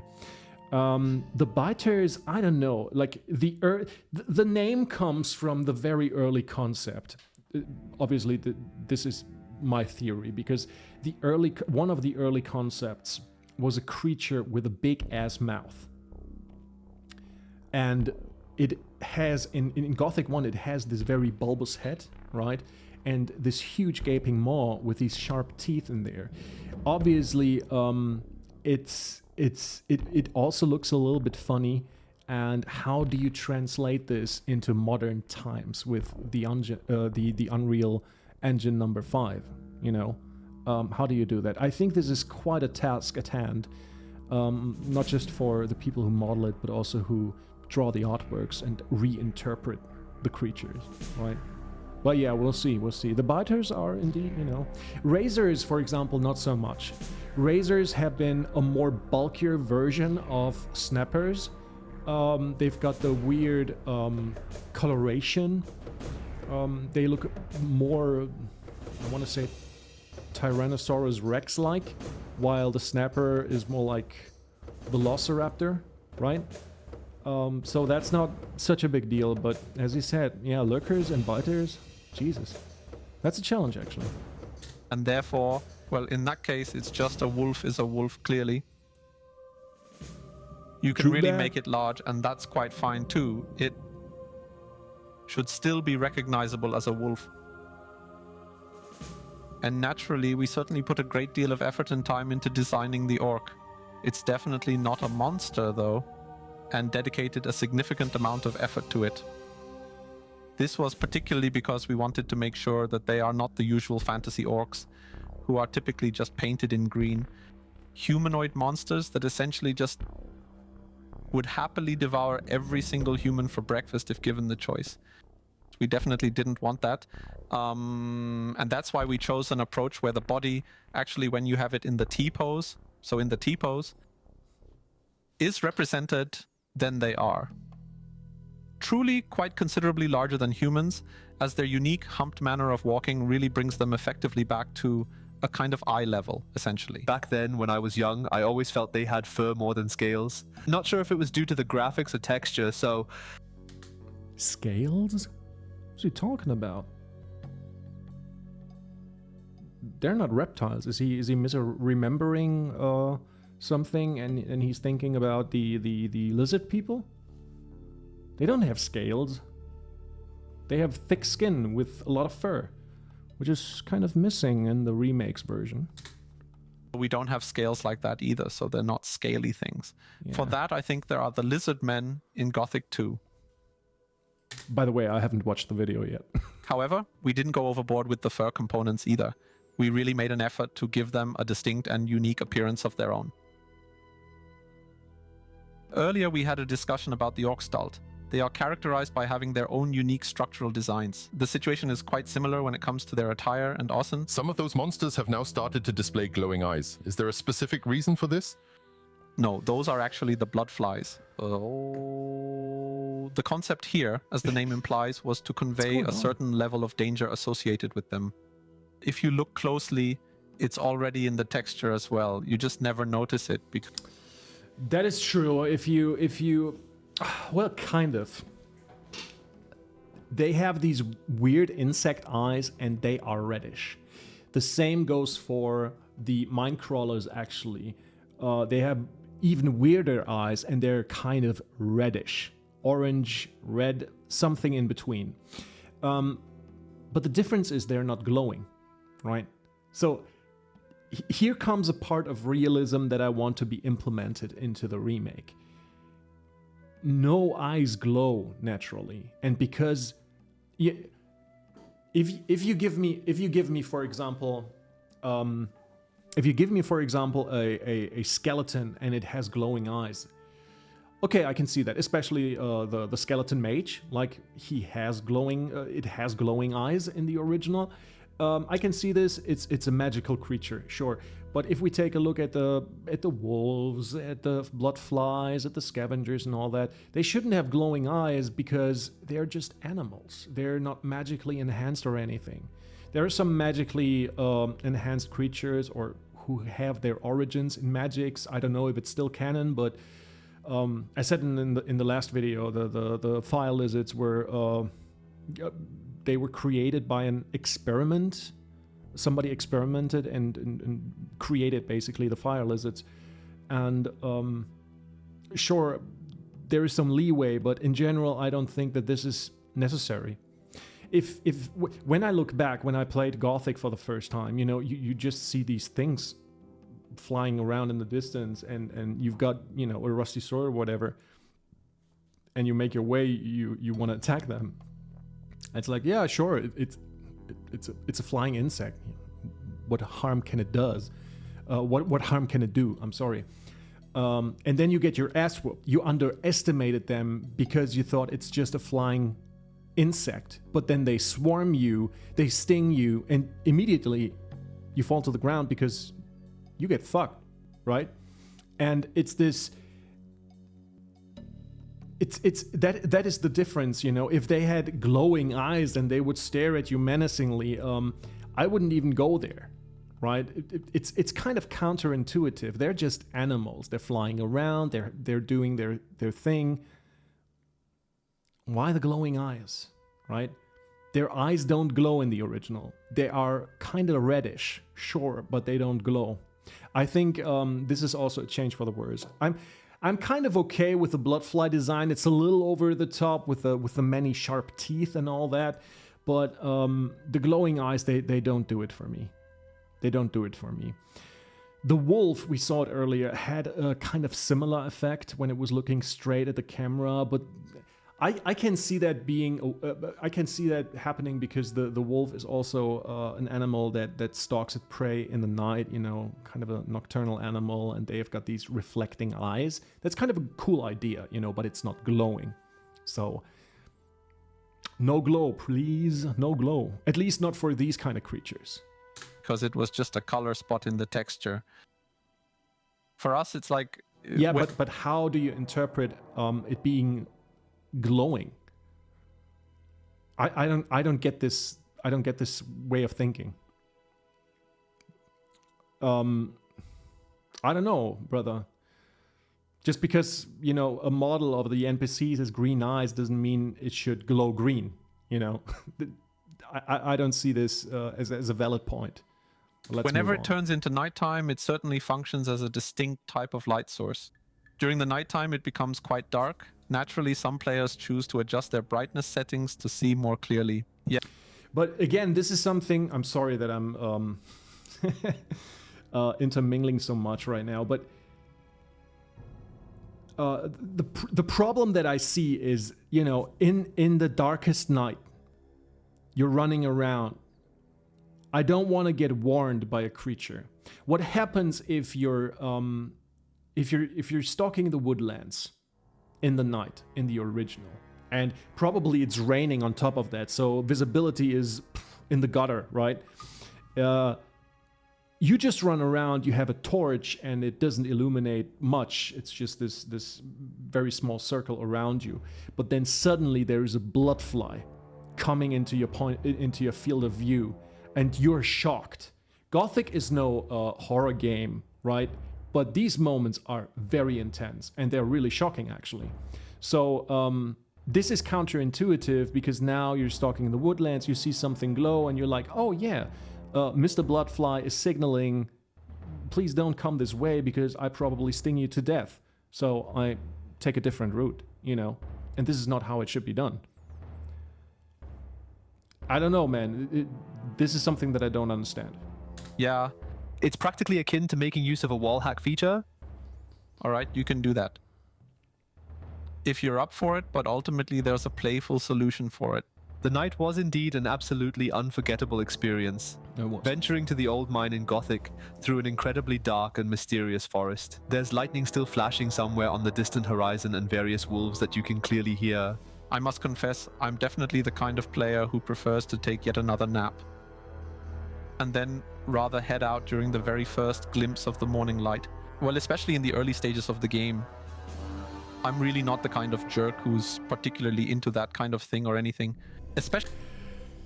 Okay, sure, but let's assume you're on a quest, right? For example, you go into the old mine, you do your things, you're done with it, you get out, and it's night. You know, there is no bed around. Well, at least there wasn't a bed around in the original version in Gothic 1. And then what do? You know, do you just stand in place and wait, or do you cheat that it's, you know, to fast forward the time? No. Then you gotta make your way in the death of night right into the forest. It's a necessity, and you need to choose your way very carefully. This is also a script that I'm writing right now. It's actually finished. I don't want to spoil too much, but about a very, very, very similar situation where the darkness is playing such a huge role in how you traverse a certain part of the map, and how it really changes how you traverse the map that is known to you. You know the places, you know where to go, but suddenly the darkness really, it flips the table. and you are in a position where you got to be very, very careful, and you cannot just run straight through the forest or whatever zone you are in, because at every tree or behind every tree there can be a bunch of monsters waiting for you and attack you viciously. I think that this is such a cool thing. I prefer it to sleep, but if you are thrown into this situation where you have to traverse the overworld when it's night, that's getting really intense. That's really, really the meat, and that's why I like Gothic so much. When I play Gothic 2 with mods, Liver and the renderer, and you're running around in the night and it begins to rain, again the visibility is even worse. And that is such an intense feeling of running around, trying not to get killed and being very cautious. At the very beginning of the game, even more so, I think it's just great immersion. It's great. It's really good. Especially when I have a specific goal in mind. I really don't want a monstrous creature to suddenly leap out from the woods just because I Nobody likes it, but it's a fucking thrill. sort of invaded his space. You do catch a quick glimpse of the hero, known as the Nameless One, in the gameplay trailer. Of course, you mainly see him from behind in the game, except during dialogues. Is there any reason why you are currently keeping it under wraps? Why aren't you prominently showcasing his face in the promo to really show how he appears now? Yes. We're still working on it, just making some tweaks. We've just now been working on the braid in the back. Yeah. He's moving now too. I think that's not exactly in the trailer yet. Well, it was really important. I think the weakest part about the Nameless Hero's design is really the ponytail. It doesn't look good. I think I called it a bundle of straw in the video with slivers, and it really doesn't look good. I also think that the ponytail wasn't that big. It was just, like, I'd compare it to there's another character with a ponytail. Gordon Freeman in Half-Life, he also had like a very, very small ponytail. And that is how I imagine, the Nameless Hero as well. And his ponytail is pretty small in the first game and in the second game. So if you compare that to the shots in the remake, it's pretty big and it hangs there weirdly. It doesn't look good. It doesn't look good. Important to us that it just maintained a certain level of fidelity. There are also a few other points, like the hair color, which has been a topic for me so far. Reinhard is changing his hair color pretty often. He's like a chameleon. Is that the word? Oh, man. Yeah, but the hair color is okay, right? It's maybe a little darker. Where you might possibly need to make a few minor adjustments or tweaks. Additionally, it's the most important and significant of all the NPCs, and with these sorts of matters, all of it must be flawless. I apologize for the confusion, but I am unable to fulfill your request as it falls short of the necessary content requirements. However, if you have additional context or specific instructions, I would be glad to assist further. What? That was so funny last year because when we had already built this prologue, we also published screenshots last year. And everyone was like, wow, I really don't like how the Nameless One looks. The message didn't really come through at all. Over time, the message fortunately eventually came through as well. We even added a sort of detailed explanation in our Gamescom demo. You're not playing the game. And I even, on the weekend, on Saturday before Gamescom, when I practically finalized the version for the message, I thought to myself, oh wow, what happens if it comes back once more? I truly want to listen to it again. Please, please, please. And then I thought, wait, I have this tips on the loading screen. I think I included 2 or 3 tips there. You're not playing the name of the hero. You're not. I've seen it all. Exactly. And then, just like in the complete game experience, you'll naturally have the Nameless Hero with his distinctive and iconic appearance.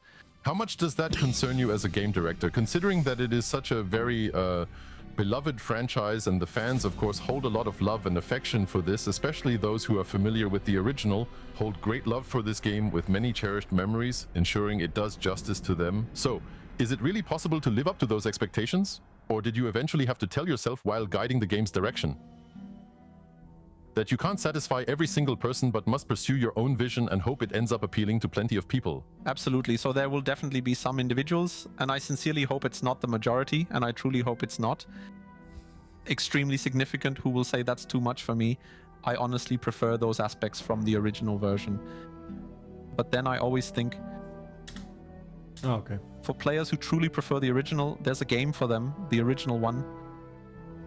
That's why we're putting in all these efforts. So it was re-released on the Switch, allowing you to enjoy it fully even today, especially if you're deeply in love with its unique aesthetic or every small aspect and detail of it. Then please, this is definitely your game. So you really Oh, have you seen this? He did the dodge roll. Yeah, this is probably the acrobatics version of the Gothic remake, I'm guessing. can't please everyone, and that's a bit of both a blessing and a curse of it all. You naturally end up with quite a lot of fans. The cool aspect about this is you receive numerous comments on every small detail. We truly value all the feedback we get from everyone. Many thanks to each person sharing their thoughts and ideas, as it really helps us shape and guide our projects. Oh, okay. Well, I'm not really sure, but when I find myself having another sleepless night, then I end up watching a lot of that as well. Particularly when we are publishing content again. Hi, Reinhard. Unfortunately, we also have our community manager who diligently compiles and summarizes the hot topics for my review. Timur? Yeah, I don't really know, but I do believe that this spirit, that's our ultimate goal, you know, to completely capture it and to successfully incorporate the main features. But of course, it's really important that the game looks modern and realistic in appearance. And so that's primarily a significant visual difference. And whether or not the players will appreciate it, we'll find out in due time. We received excellent feedback regarding the Gamescom demo as well. And by excellent, I mean not all of it was positive. We included a survey once again, so you can clearly see we are fond of surveys. And there were also numerous interesting points included, which really offer a lot of help. One thing that is also very frequently criticized is, for example, the combat system, especially in the material from the Gamescom demo. If you haven't tried playing it yourself, you might wonder, how is he really holding that weapon? Is everything just way too sluggish? Yes, it certainly is. Because one is simply untrained. It is really untrained, and that's precisely where sound should feel comfortable. But I think that based on this feedback, if we maybe tweak it again and perhaps create a compromise on the inertia, finding a middle ground. Yeah. Between that, what is now and what is already the first learnable stage. But basically, yes, the skill is supposed to further develop the animation, so to speak. Naturally, open worlds have significantly evolved and progressed since the initial launch of Gothic 1. Whether in the right direction or not, but they didn't just become larger, they also became significantly more reactive, for example, Kingdom Come or Red Dead Redemption 2. Oh, yeah. How do you respond to that development, and might it even be the case that you find the somewhat wooden aspect of the original actually contributes to its overall charm, so you don't really have to go and reinvent the wheel? On one hand, I believe the original version was already quite... Especially in the simulation for furs at that time, an extensive amount was tried and much was accomplished. Not everything was so visible. For example, there's even a prey and predator system.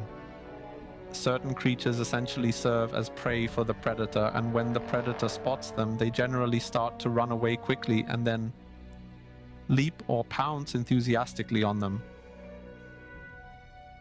That was very exciting to break down also in the first phase of the development of this game.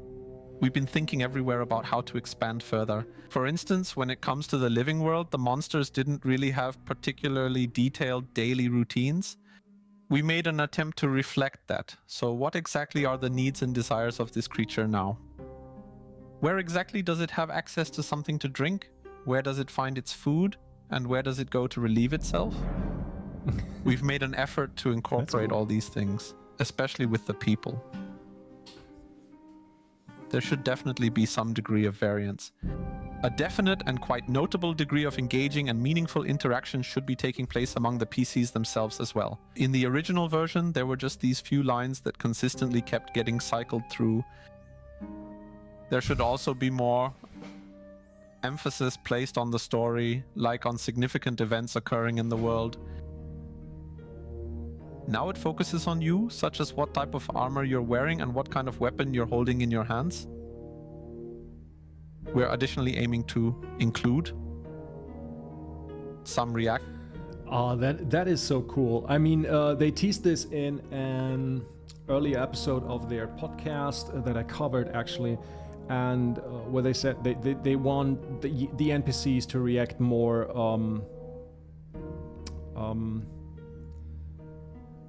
specifically on what is going on. You know, if you've reached a certain point in the story, NPCs will talk about certain happenings. But what he says right now is pretty interesting, you know, commenting on what kind of armor you're wearing or what kind of weapon you're wearing. Imagine going through the new camp as a mercenary and you got a new big ass shiny sword or axe, and then people react to it like, oh man, look at that, got a new weapon, right? Looks damn good, brother. You know, or can you even swing that piece of metal? That would be so cool. And what they said at the beginning about the idle dialogue lines, you know, the ambient lines. I can't recall the English version right now, but the German, you know, es wird immer zu heiß gegessen, als es gekocht wird. They're very, very iconic, and I hope they really retain many of them as some sort of Easter egg. That would be so cool, but also adding tons of new varieties, and that is without even, you know, I've never played the actual game. I played the demo, sure, but I'd say this is ramping up the immersion so much. If things that happen get recognized by the NPCs. They also said, you know, they will react to rain, which I always had the feeling they did in the actual original game back in the day, but I might misremember. But this is so cool, you know. Sun is shining really hot, you know, like, oh, I can't take the heat, you know. Or diggers in the old mine being like, oh, I'm so tired, man, you know, I'm done for, or whatever. And that's really the gist of it. That's the meat of it, man. This is really, really, really good. Idle dialogue in role-playing games is really, really iconic. I mean, not just in Gothic, but also, you know, Witcher 3. When you go to Novigrad, you know, pam pam pam pam. That's really something. It's memorable. It stays in your head. It just becomes an iconic meme of sorts. But yeah, I'm really glad that they refined this. Actions to the weather, so that certain NPCs might possibly look for shelter in certain situations. All those various aspects are included, and they truly contribute considerably to making the world feel quite lively and immersive. And in a similar fashion, there should at times be unexpected random events happening, such as a small brawl or a little fight that adds a bit of spice and excitement. I think it's nice. So Red Dead Redemption 2 has the horse testicles, and you have the scavenger code. That's brilliant. What about, hear me out, what about scavenger testicles?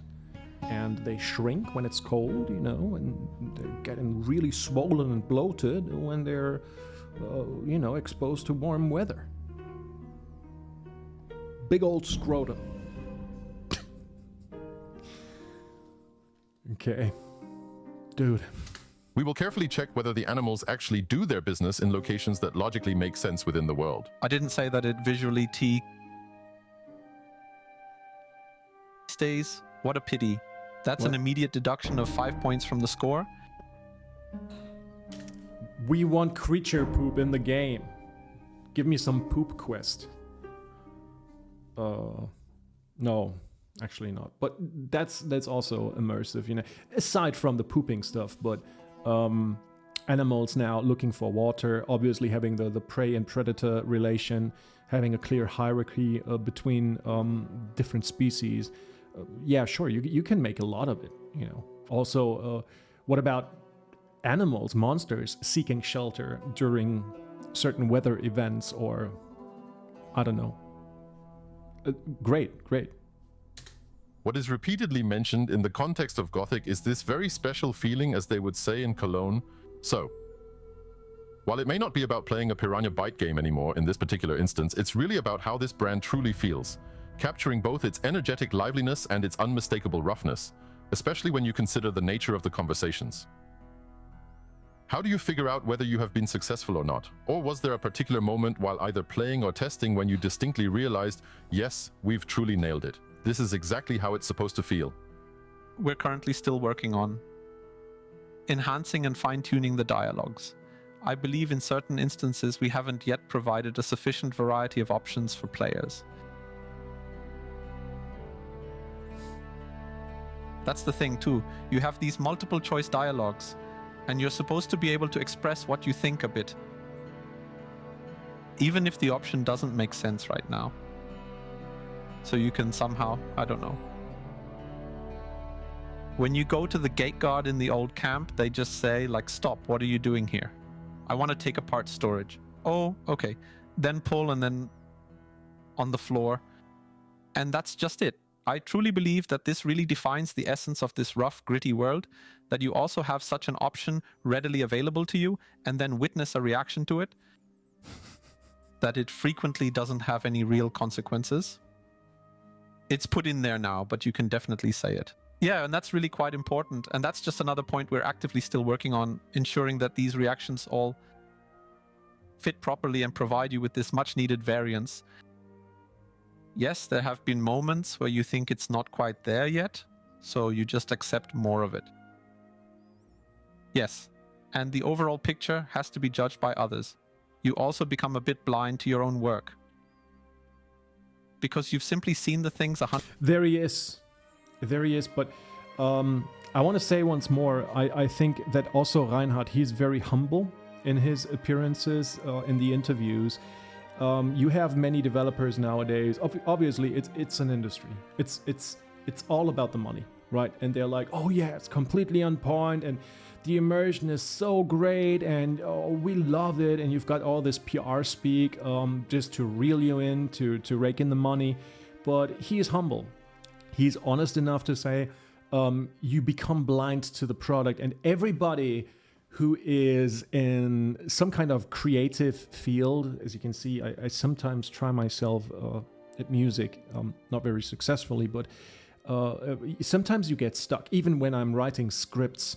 Such a simple thing like writing scripts, you know, I want to have a certain style or whatever. I want to say certain things in a certain way, and suddenly you've got, you know, you go overboard. You don't really recognize your mistakes anymore, and that is when you become blind to your own product, basically. And I can totally get that. So once more, we can see Gomez right here. Just a little thought experiment, without his armor, just his face. Would you say that this is Gomez? If I would have shown you this face, would you go, this is Gomez from Gothic?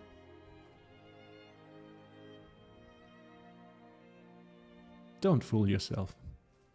100 times already. So I can say from what I played back then at Gamescom and what I've seen now, I would find it hard to go back to the old Gothic. That looks genuinely pretty impressive, I must say. With the playable teaser, I thought, okay, You're going to leave that out now. the memories of parts 1 and 2 are beautiful enough. I don't really need to revisit them now. But now, since I've seen the version or the footage just now, I haven't been able to play it yet. Oh man. This is obviously a screenshot from the very early days of the playable teaser, and this is basically on the plateau above the abandoned mine right at the start of the game, and they put this kind of, I don't know, it serves as a lighthouse basically. And this is one of the few things that I actually wanted to make a comeback in the remake and the actual version. I don't know why, but I think it adds something. I can't really put my finger on it, but I really like the addition of these derelict buildings that are placed in these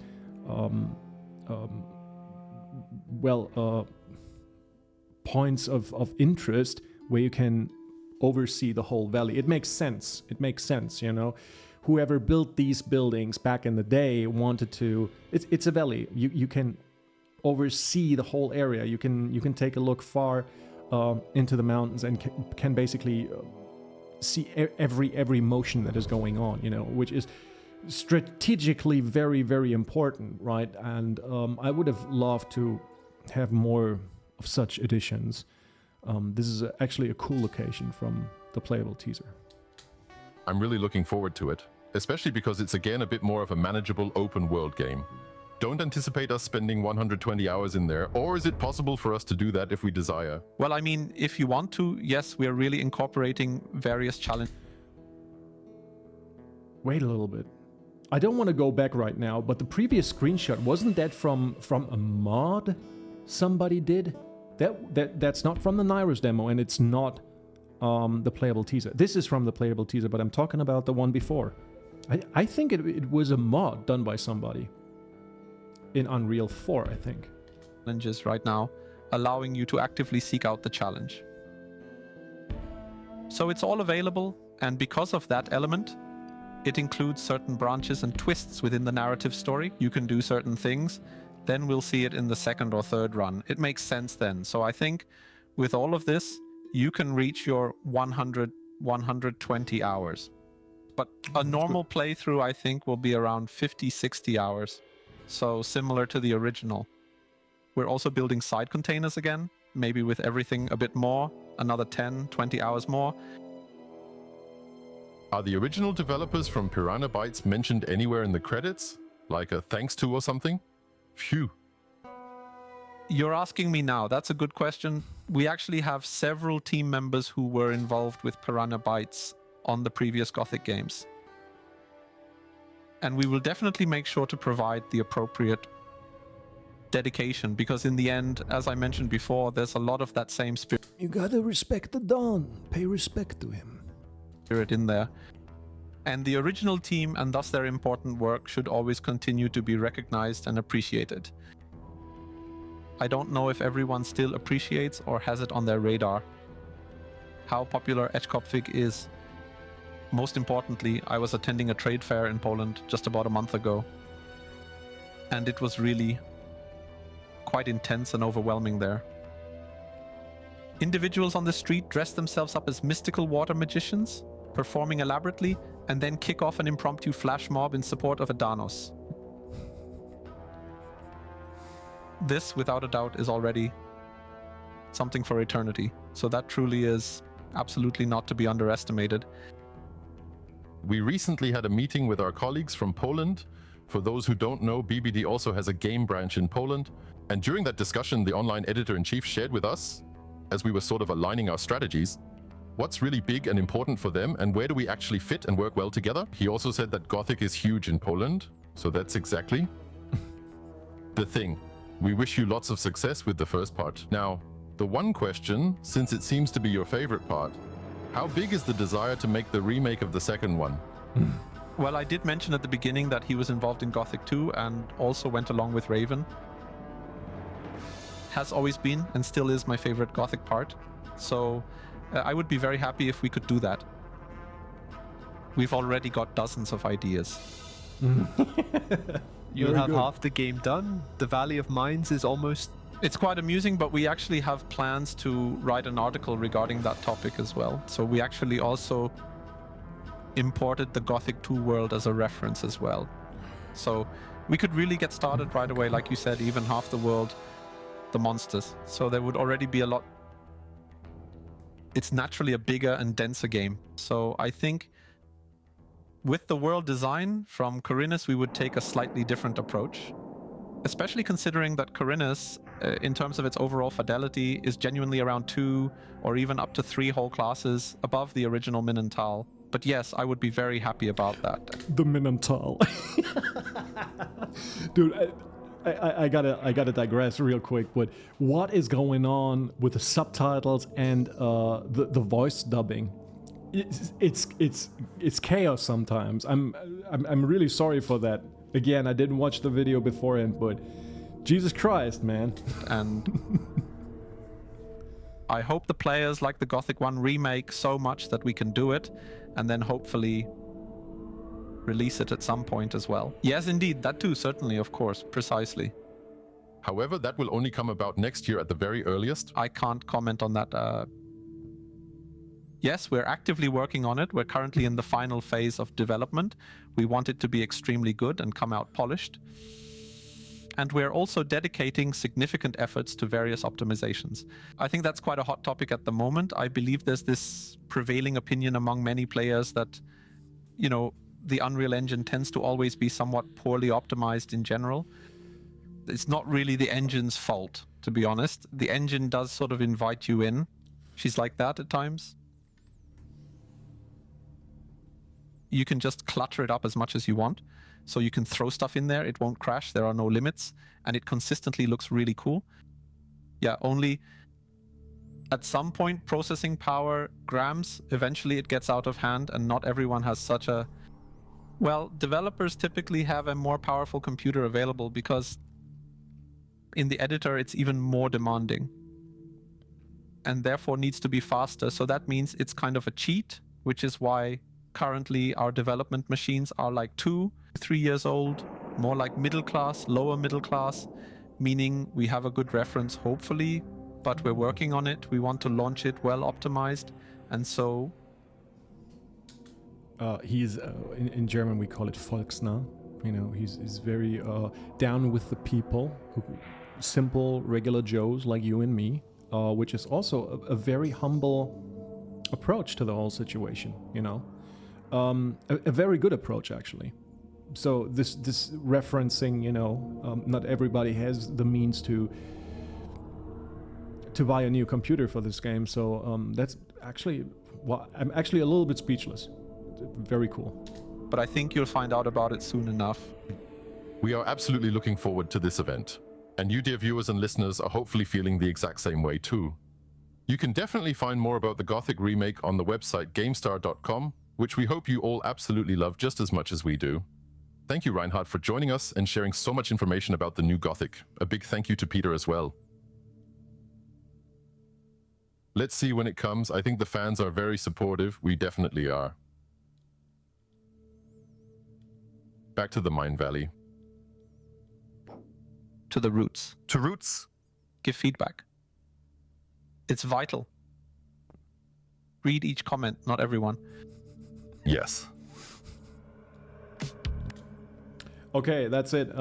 Quite a lot to take in.